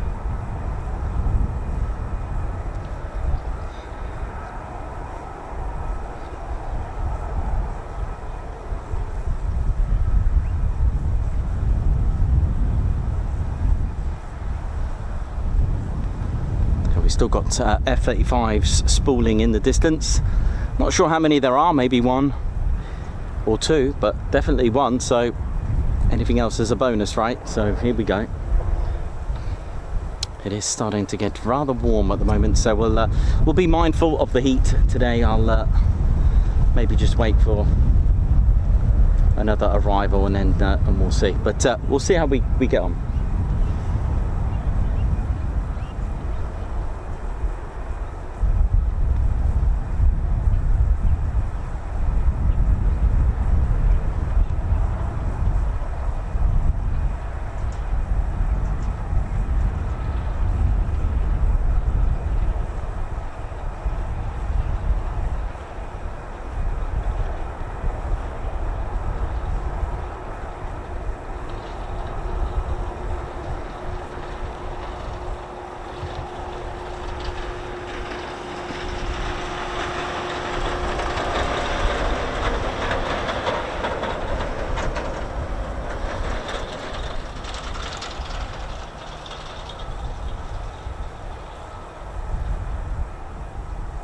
And of course, if you're wondering, the runway 10 and 28, it's that's what's going on at the moment.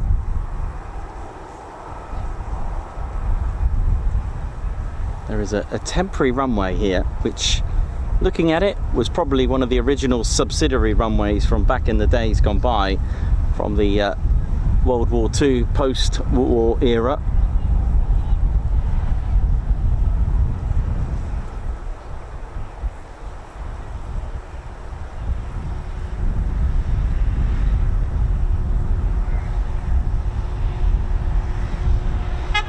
Oi, oi! Oi, oi!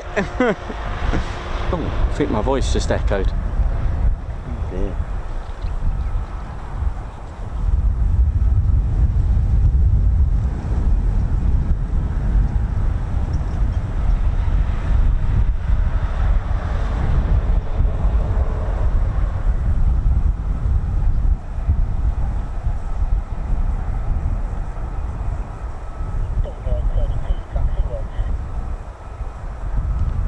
Here we go, taxi words.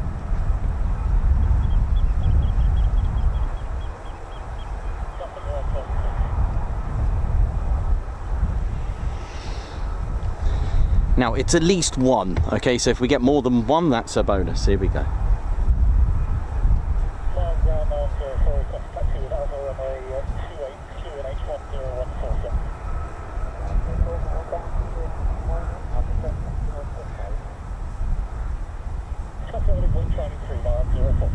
I think it is a singleton.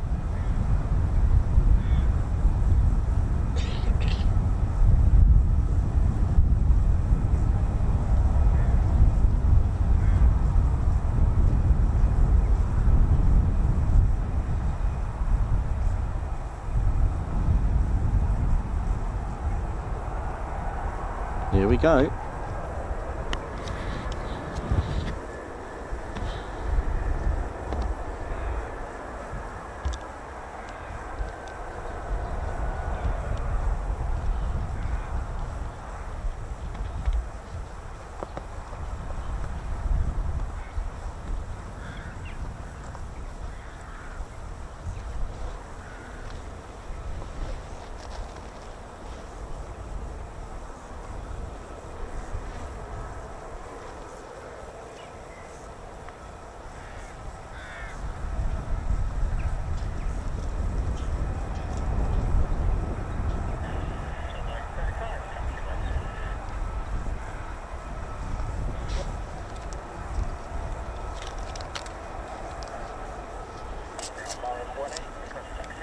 Oh, sounds like two different call signs. Sounds good.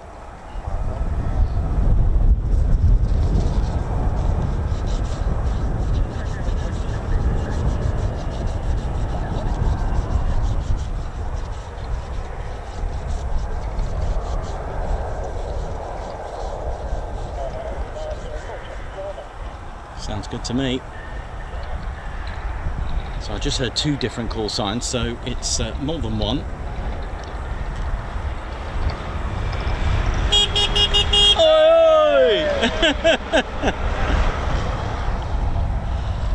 You gotta love it here. I do love coming here. It's a chilled out vibe, and you do get some very different things going on here. And everyone's very very welcoming to the Ted Coningsby channel here.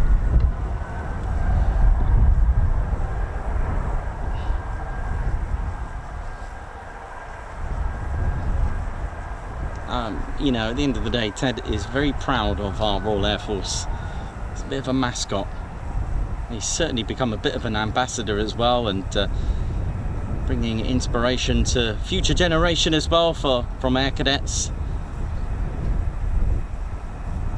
And Ted's pretty much a military bear, because of course he does big up the Army, British Army, and the Royal Navy, Royal Marines. Ted's actually got a Royal Marines green beret. There is a bit of history with that, actually. It is Ted size as well, so.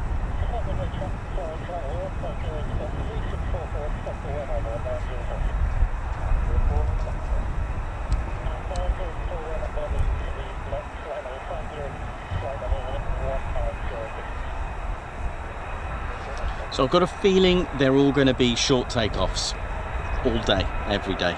All day. Can't say every day because I don't know, but for today I think they're all short takeoffs. So we've picked, so today is STO Wednesday. STO.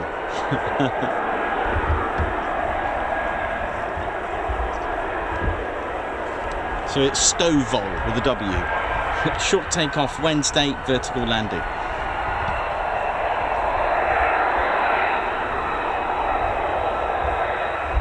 I have no idea how many there are, but there's more than one. There's definitely 2.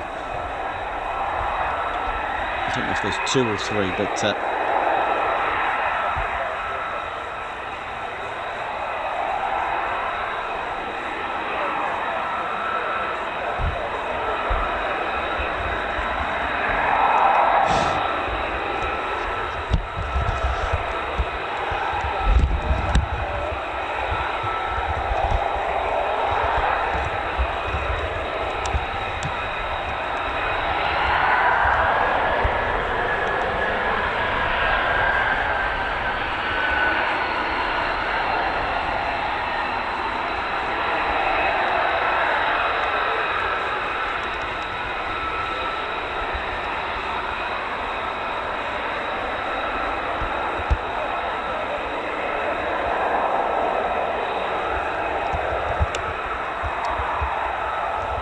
here we go.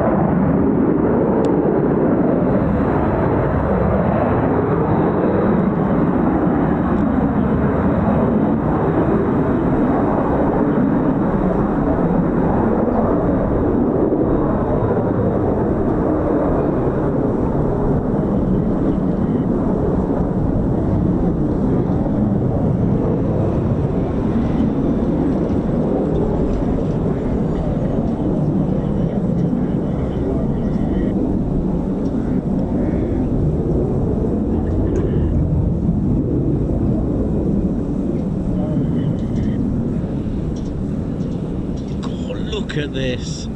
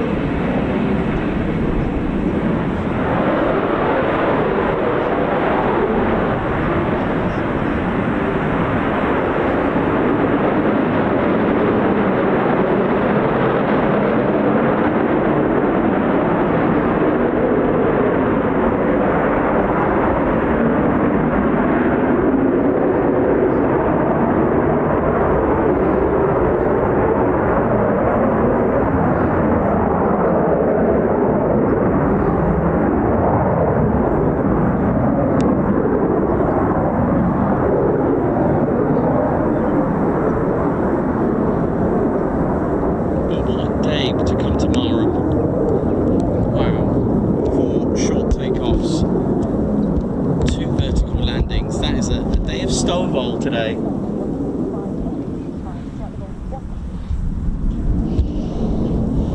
Incredible, and don't be fooled, they are going at some pace, it's just the angle that we're at, but it's all about how very little.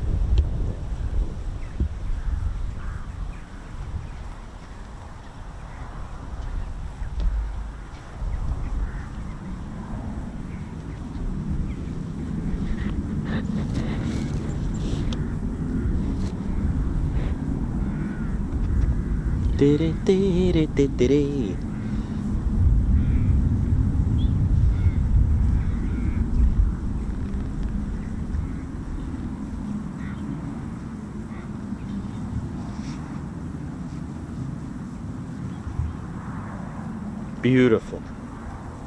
Go and get some more water.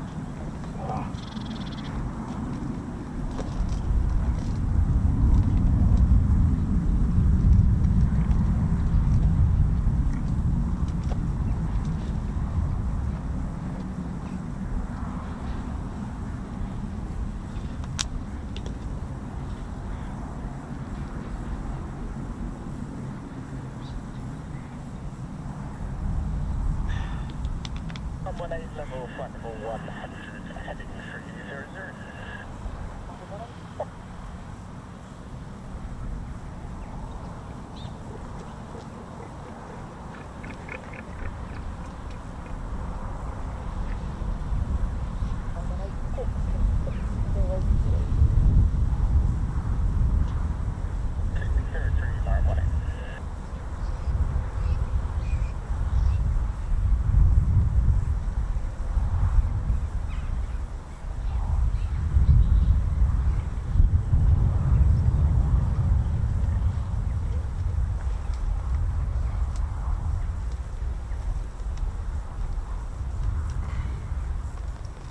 Oh, what a day we've had. Looks like the Bowser's just refueled the two that came back from 207.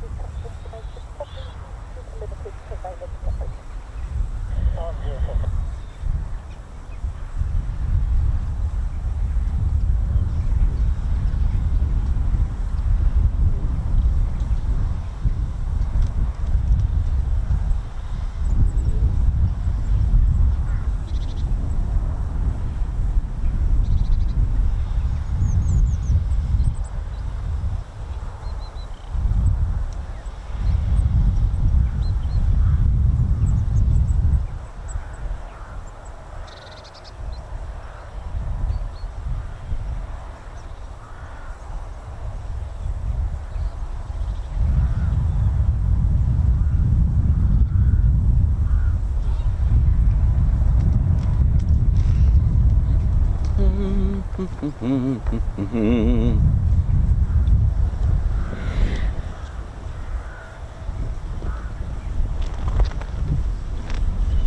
thanks for joining us today, ladies, gents and teddy bears. Hope you all had a good time. It's been brilliant so far, isn't it, with short takeoffs galore.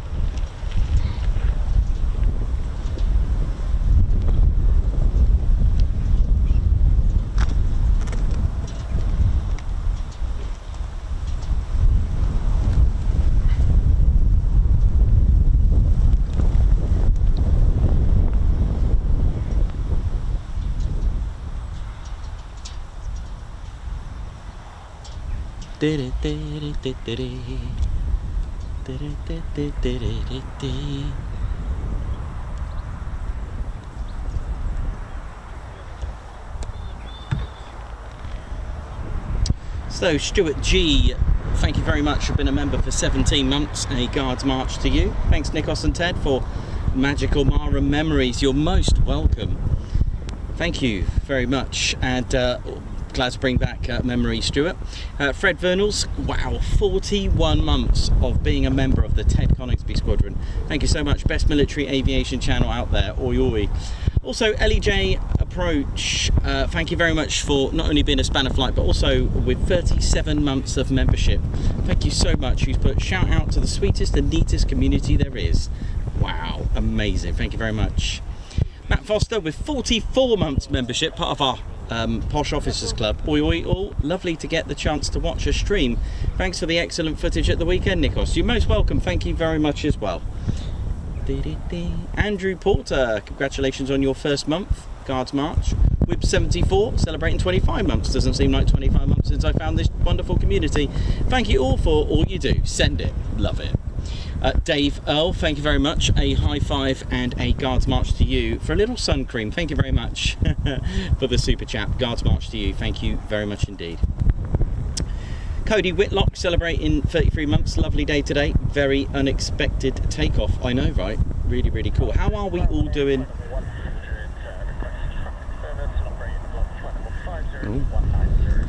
Hope we're all good and well.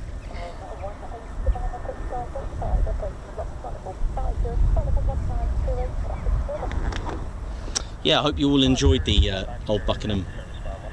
It was a wonderful opportunity. Right, we've got some canopy. Well, we've got one canopy up there. You never know. You never know. You never know. Right, let's go and swap the mags over. Keep topped up, stay hydrated and rated.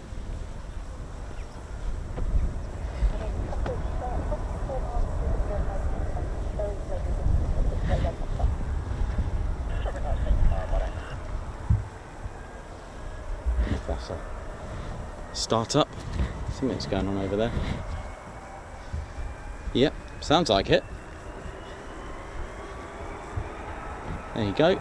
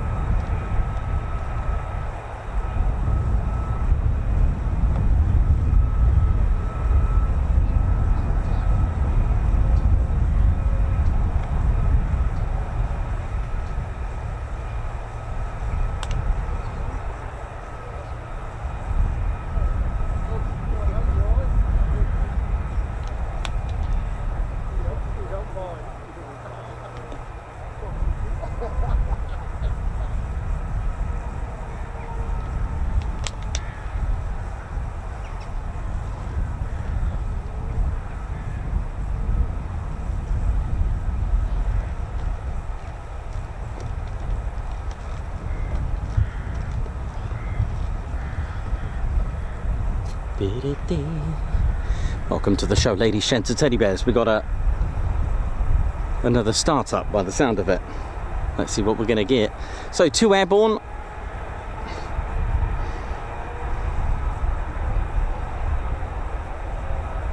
I think I can see flashy on that one. Yep. 2. Is that 2 flashy? Oh yeah. Pretty good.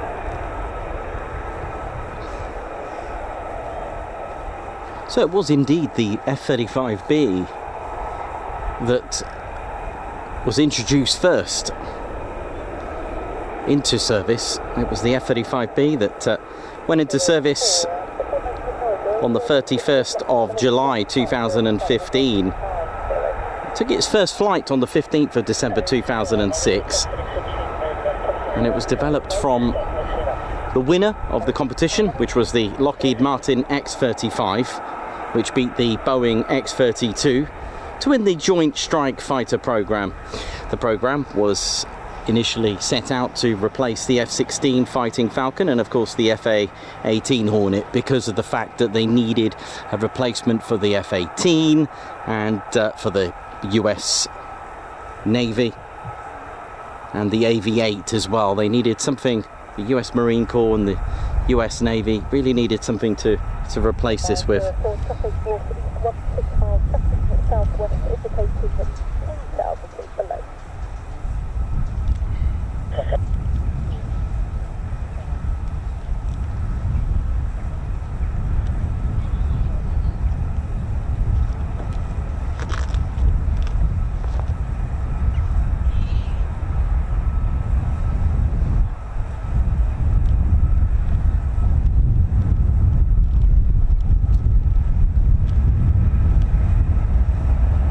Well, if we can get 6 departures by midday, we're looking good.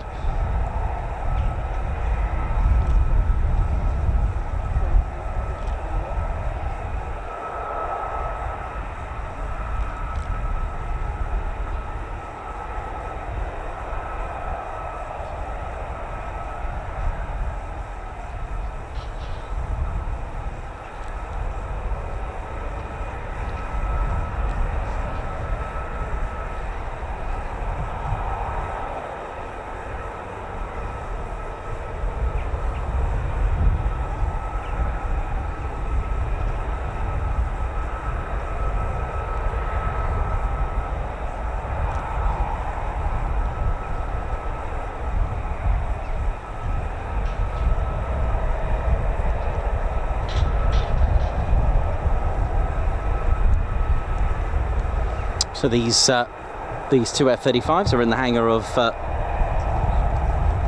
207 Squadron, the operational conversion unit.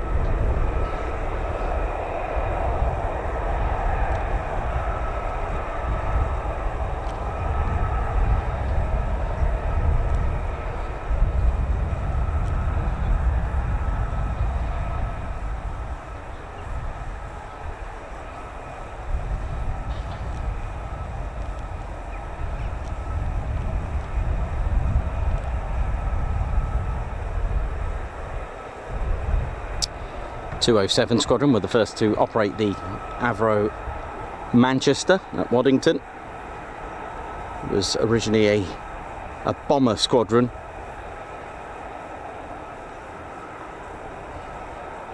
During the Second World War. But it started life as number 7 Squadron of the Royal Naval Air Service. And it was formed from the B Squadron of number 4 wing of the RNAS, that's the Royal Naval Air Service. And that was on the 31st of December 1916 at Petit-Cinthé in France. But they were operating things like the Handley Page 0400s, 0100s as well. They had another change because once the Royal Air Force established, they were assigned to the Royal Air Force and became number 207 Squadron of the Royal Air Force because there was already number 7 Squadron with the Royal Air Force, hence the number renumbering. They moved to Neverhaven and they were re-equipped with Handley Page 0400s.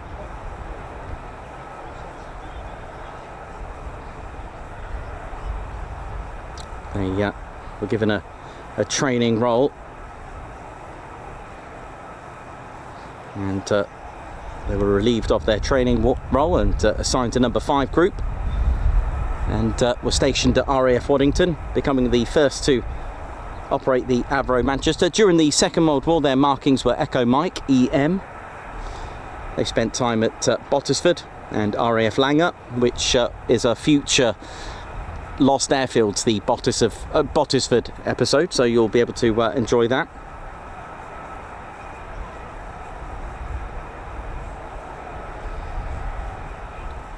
They spent time at RAF Spilsby as well. And although we're destined to become part of the Tiger Force against Imperial Japan, the plans, of course, were dropped already in November 1945. And 207 Squadron spent a bit more time in Norfolk in RAF Methwold. during the Cold War, they did spend some time at RAF Mildenhall in 1949 and replaced their Lancasters with the Avro Lincoln. And reformed in 1951 at RAF Marham, and 207 Squadron were one of a few selected squadrons to operate the Boeing Washington, which is a B-29 in the Royal Air Force. They were then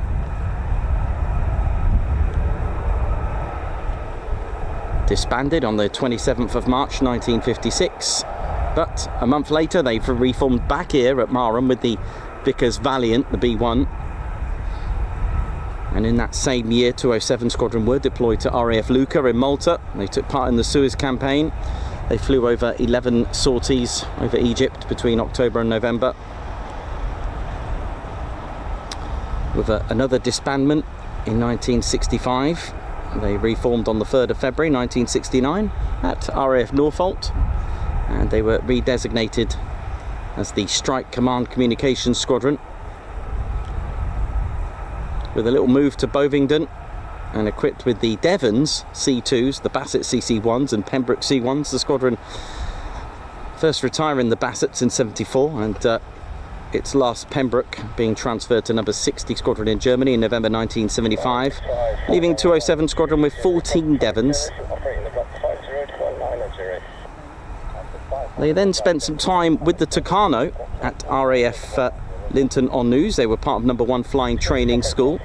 They were renumbered to 207 Reserve Squadron and tasked with the basic fast jet training. The squadron provided training for both the Royal Air Force and Royal Navy students, which is what they do today, but with the F-35B. And it was on the 5th of July 2017 that it was announced that they will to become the operational conversion unit for the F-35B Lightnings for students of the Royal Air Force and the Royal Navy as well. And they arrived at Marham on the 16th of July 2019 with 6 F-35Bs. Ground, T1, flight of 1, request taxi with Bravo. Flight of 1. Marham, ground, 282 Z3. Would you like a 23 or a 28 departure? I'll take 28 departure, Bolt 21. Oh. The one radio, taxi, hold a quick Charlie 3. Taxi, hold a quick Charlie 3, Bolt 21.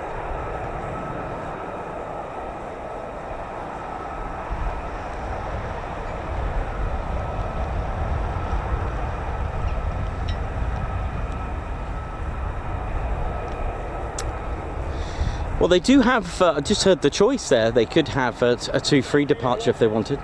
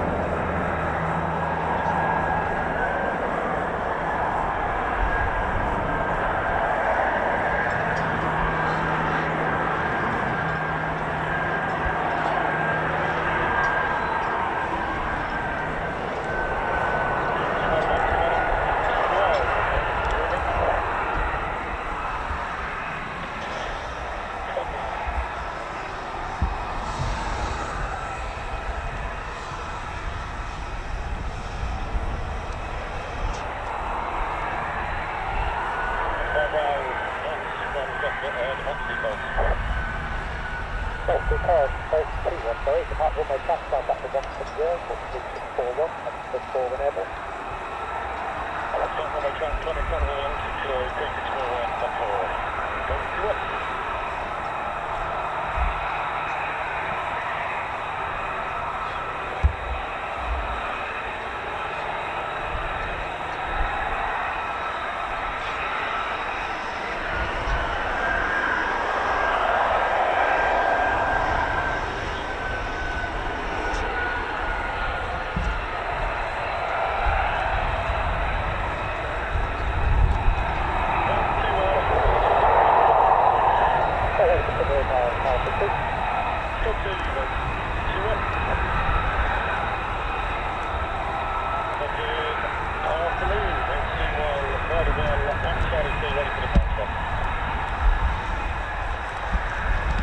Well, here we go.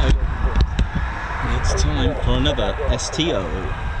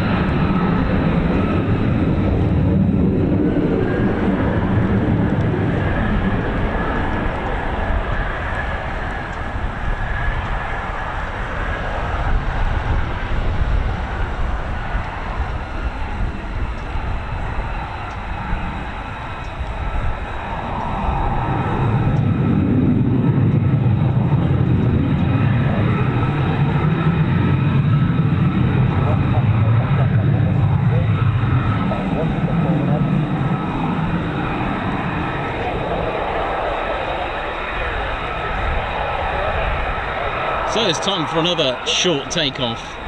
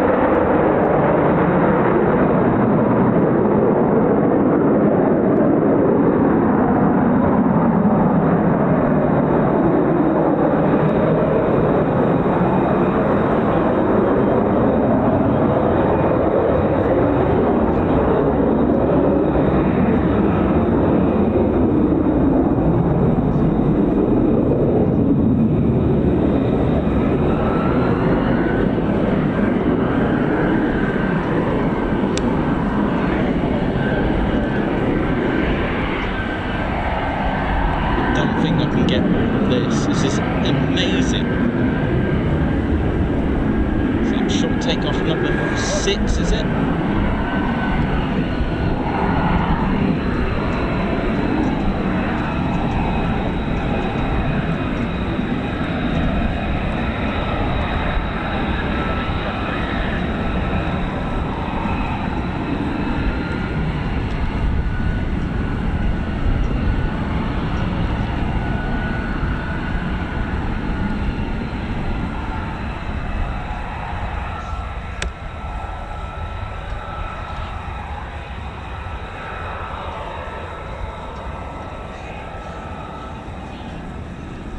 Falklands looking position to the east of Marham. Flight number 160 enable. Here we go. Looking to take the rate of 1 in about 155.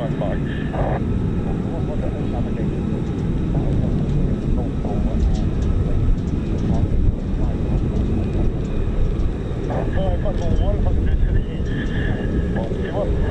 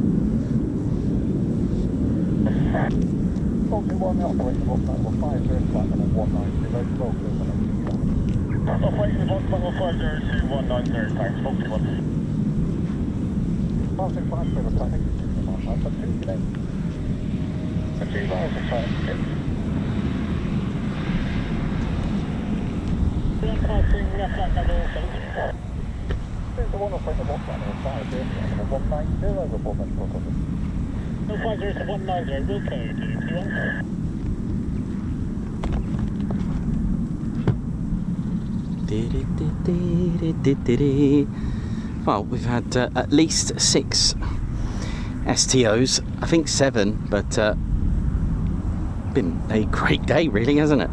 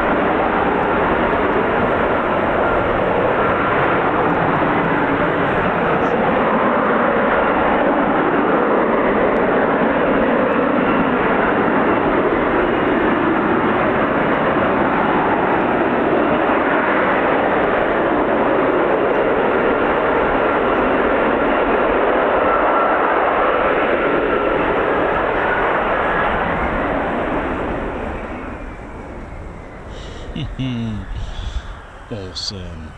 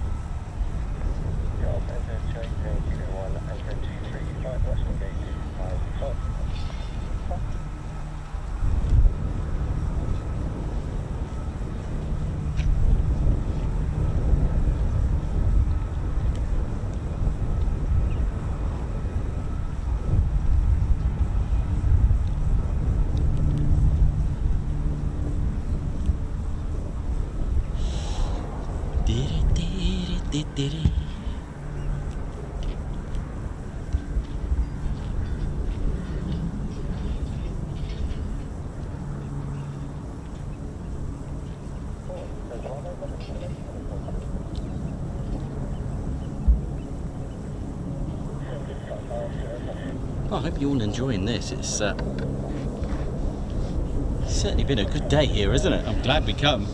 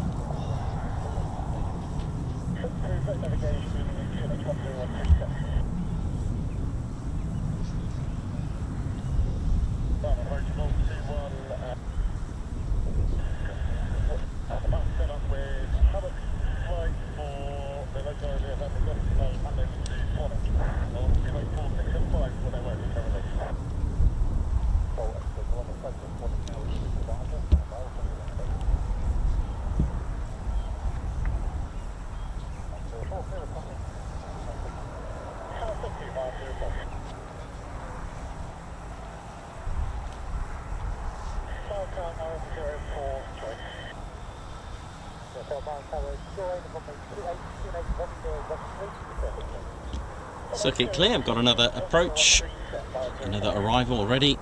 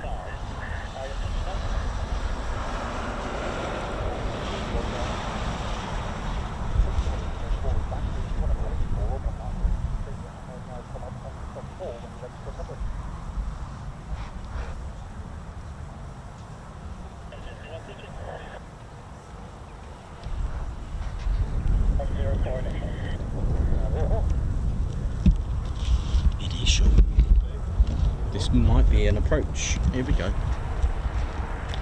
Yep. So this one's going to turn into downwind, wherever that will be, right hand. So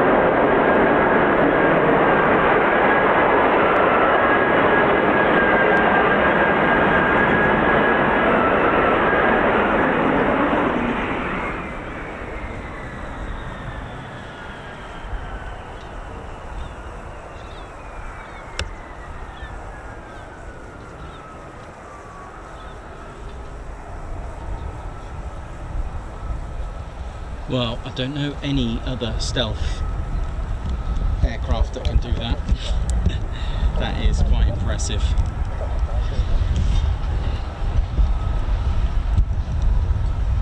So today it is literally a show of STOVL, short takeoff, which we've seen, tick, and vertical landing, tick.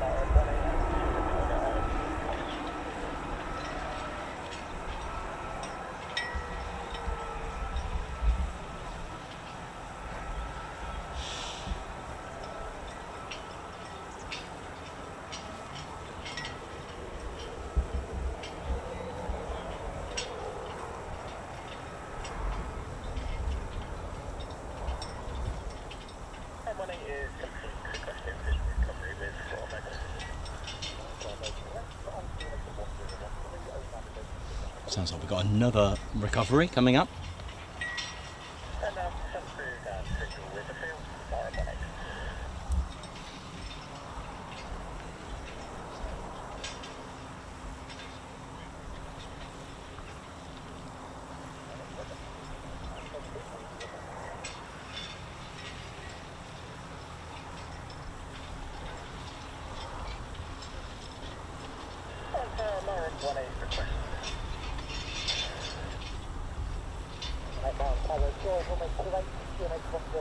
Here we go, another join runway 28. It's a Marham call sign. It's a Singleton on its way back. Not far now. Checking in with Marham approach. I hope you've all enjoyed today. It's now getting very hot.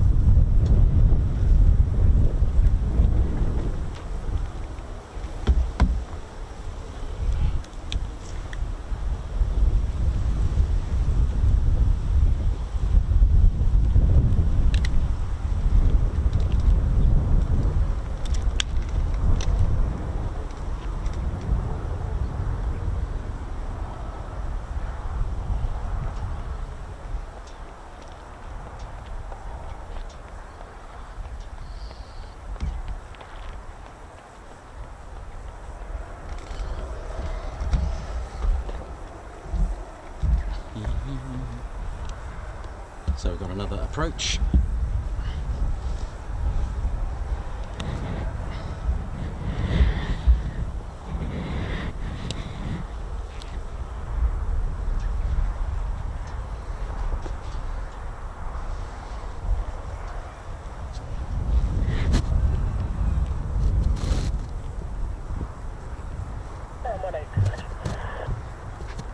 Here we go, initial. That was quick.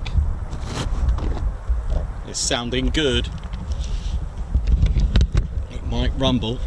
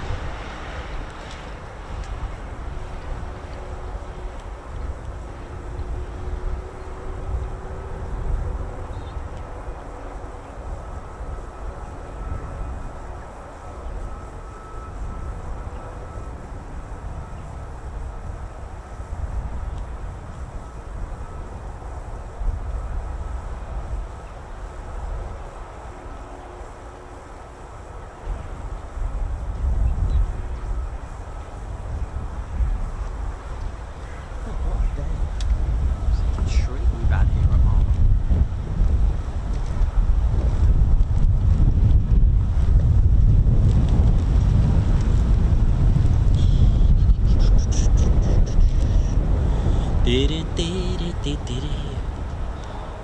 it's certainly been a busy one today here at Marham, hasn't it?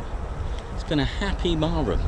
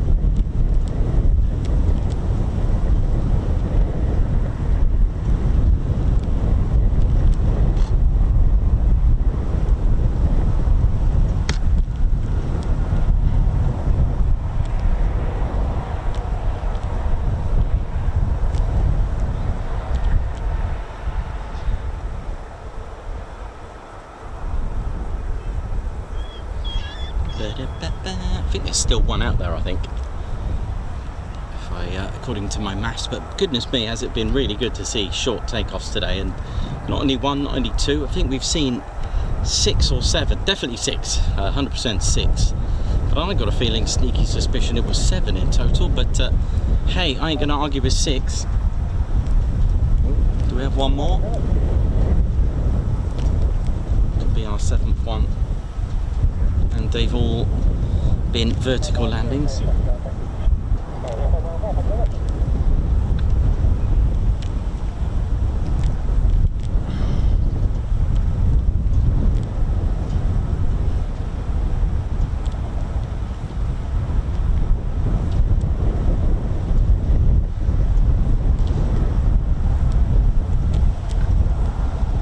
Wind's just suddenly picked up a little bit here, but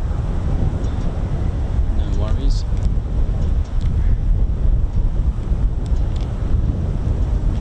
Wondering if we still got another 2 actually, saying that. There's the 2 from the hangar that were here are not here now, so maybe it is another 2, who knows, I've lost count. It's very easy to do so, and you wouldn't believe you could do that at Marham, right? I know it's been very busy, it's been a good day really, it's been consistent, it's been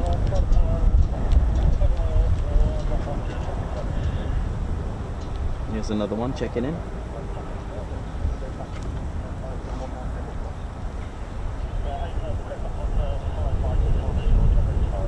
Brilliant. Yep, so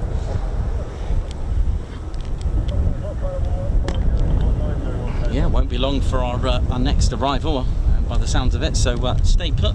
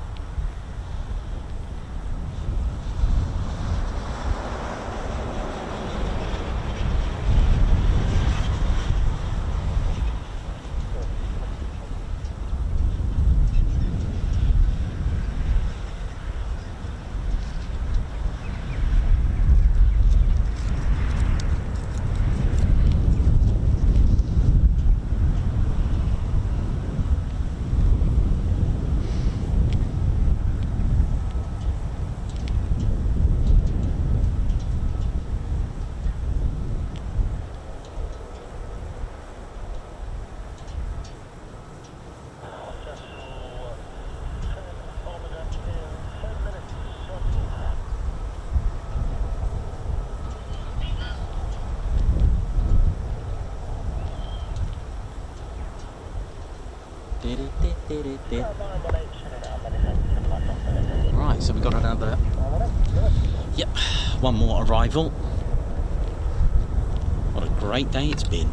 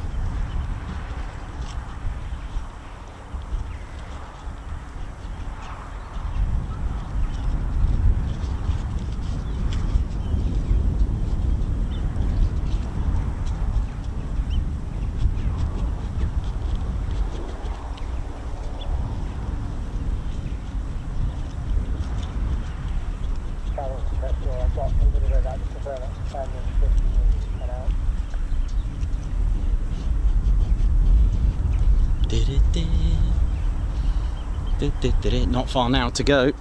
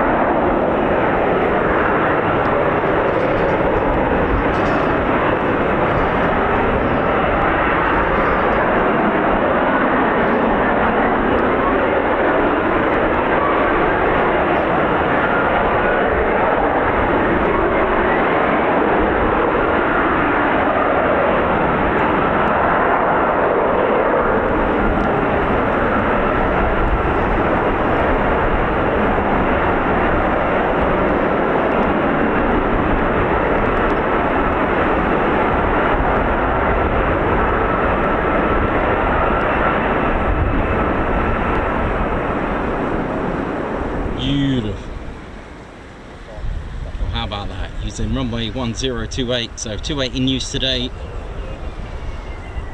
which has led to short takeoffs and vertical landings only, which, well, we're not going to complain about that. It's all about the hover, isn't it? Because it ain't no bother.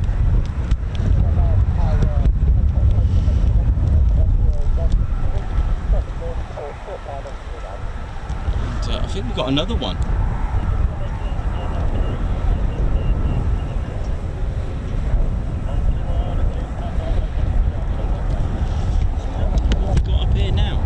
These have an F-15, why not?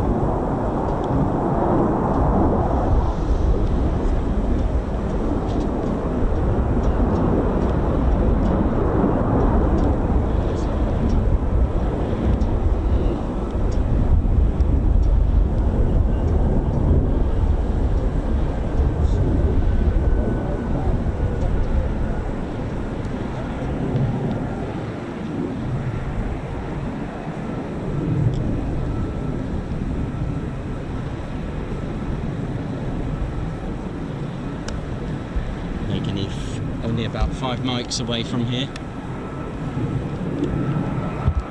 so you will usually see some traffic. There is another approach, another F-35B from Marham approaching. It's certainly been a cracker of a day, hasn't it? Been really good. I believe this should be our last one, and it's already behind me now on approach.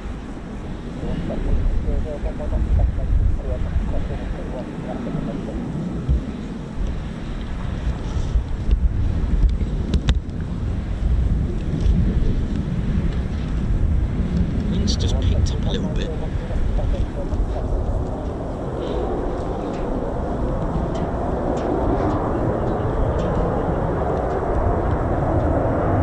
So runway 28, a very rare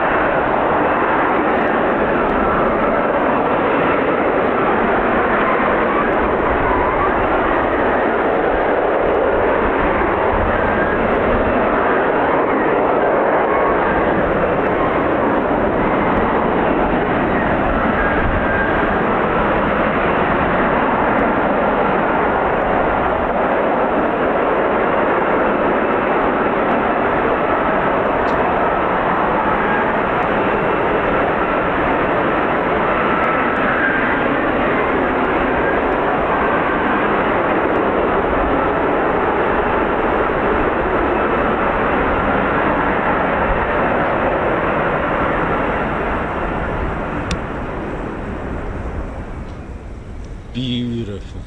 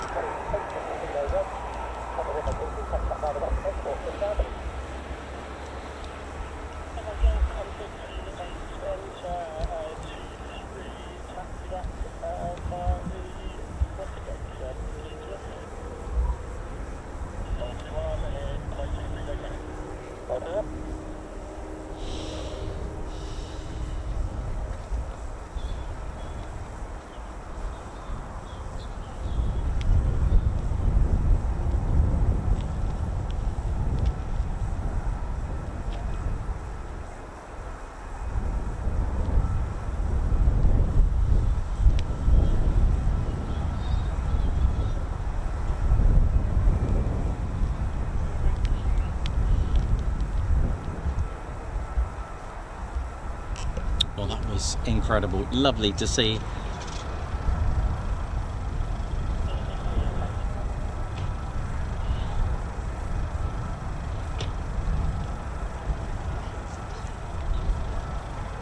So if you want to know how it all works, I did do a F-35B talk earlier today. There will be some scenes put on later on. You'll see the model. If you skip through, you'll see a little F-35B model. There's also a comparison between the A and the B as well, between the two, to spot some differences. But what a fabulous day we've had today. Very good. It's been delightful, and probably in the nick of time actually to probably think about finishing up, as it's starting to blaze. If you haven't done so already, do give us a like, and do subscribe to your one and only Ted Coningsby channel. It really is a fantastic journey that we've had here. We've reached 135,000 YouTube genuine organic subscribers. These aren't bought or anything like that. These are all organically grown. These are real, even though some people think that the footage isn't, but I can assure you I am a real person with Ted. I've met a few of you. I don't think you're NPCs, as far as I know, especially just, you know, everyone I ring. But yeah, I think we're touching on the Matrix world there if we start going into more depth. But yeah, there we go. It's been a fabulous day. Only short takeoffs, only STOs today. How fabulous was that? And only VLs as well, and no generator. Yay! Would have been really a poor decision had I gone to the chalk lane, right? We would not have really seen anything. We would have really seen not a lot, because the trees would be in our way. So I'm glad I'm glad I had a look at the NOTAMs and thought, what's going on here? I sensed something.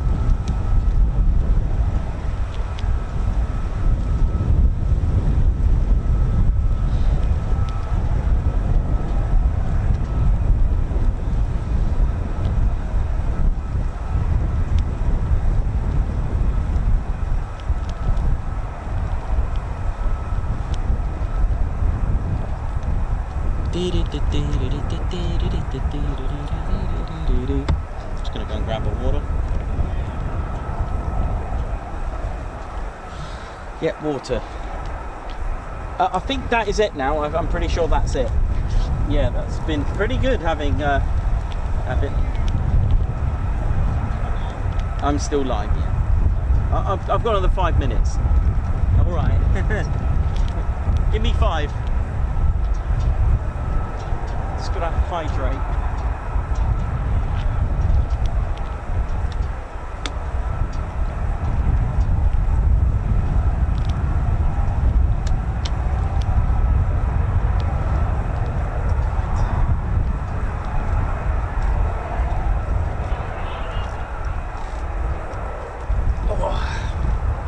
Well, that's all of the F-35s back as far as my brain can think in its spotter ways.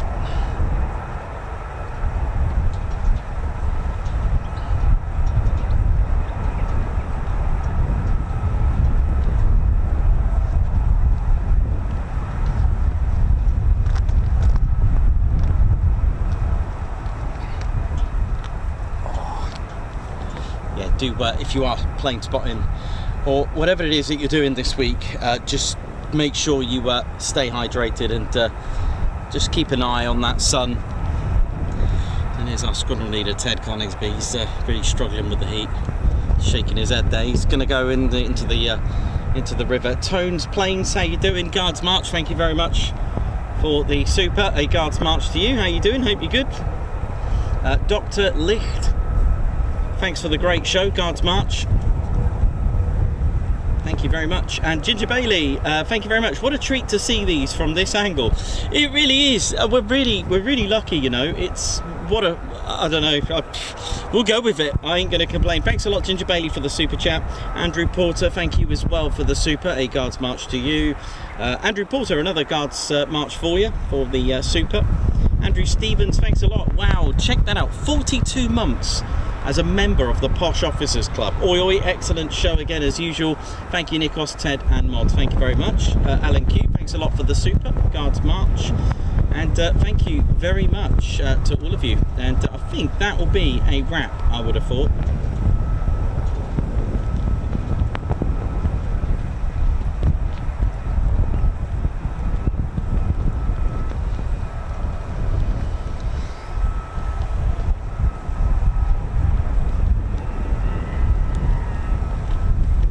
Right then, I'd say that was it, Ted. Should we get in while it's because we're going to melt at this rate? Yeah, we done well.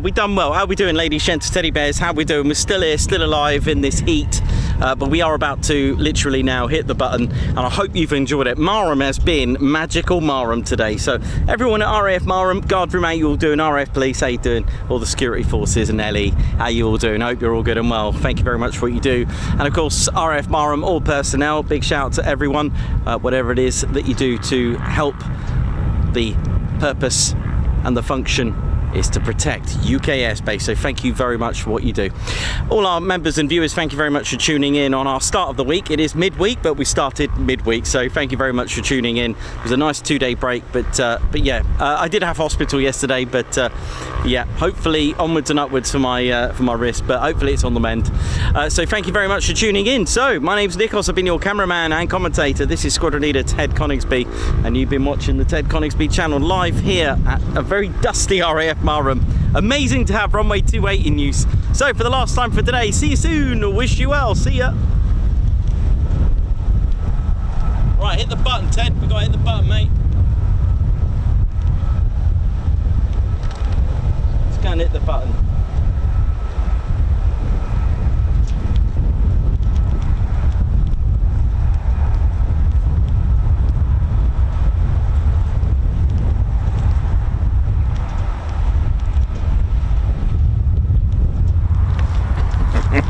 Oh yeah, ladies, sheds and teddy bears, welcome to the Ted Coningsby channel membership. I'm Nikos, I'm your cameraman and commentator. This is our squadron leader, Ted Coningsby. Just want to say a massive thank you to all our members. Guns up, and oh yeah. Take it away, Ted. Ladies, sheds and teddy bears, we want to say a massive thank you to all of our subscribers for getting us to where we are today.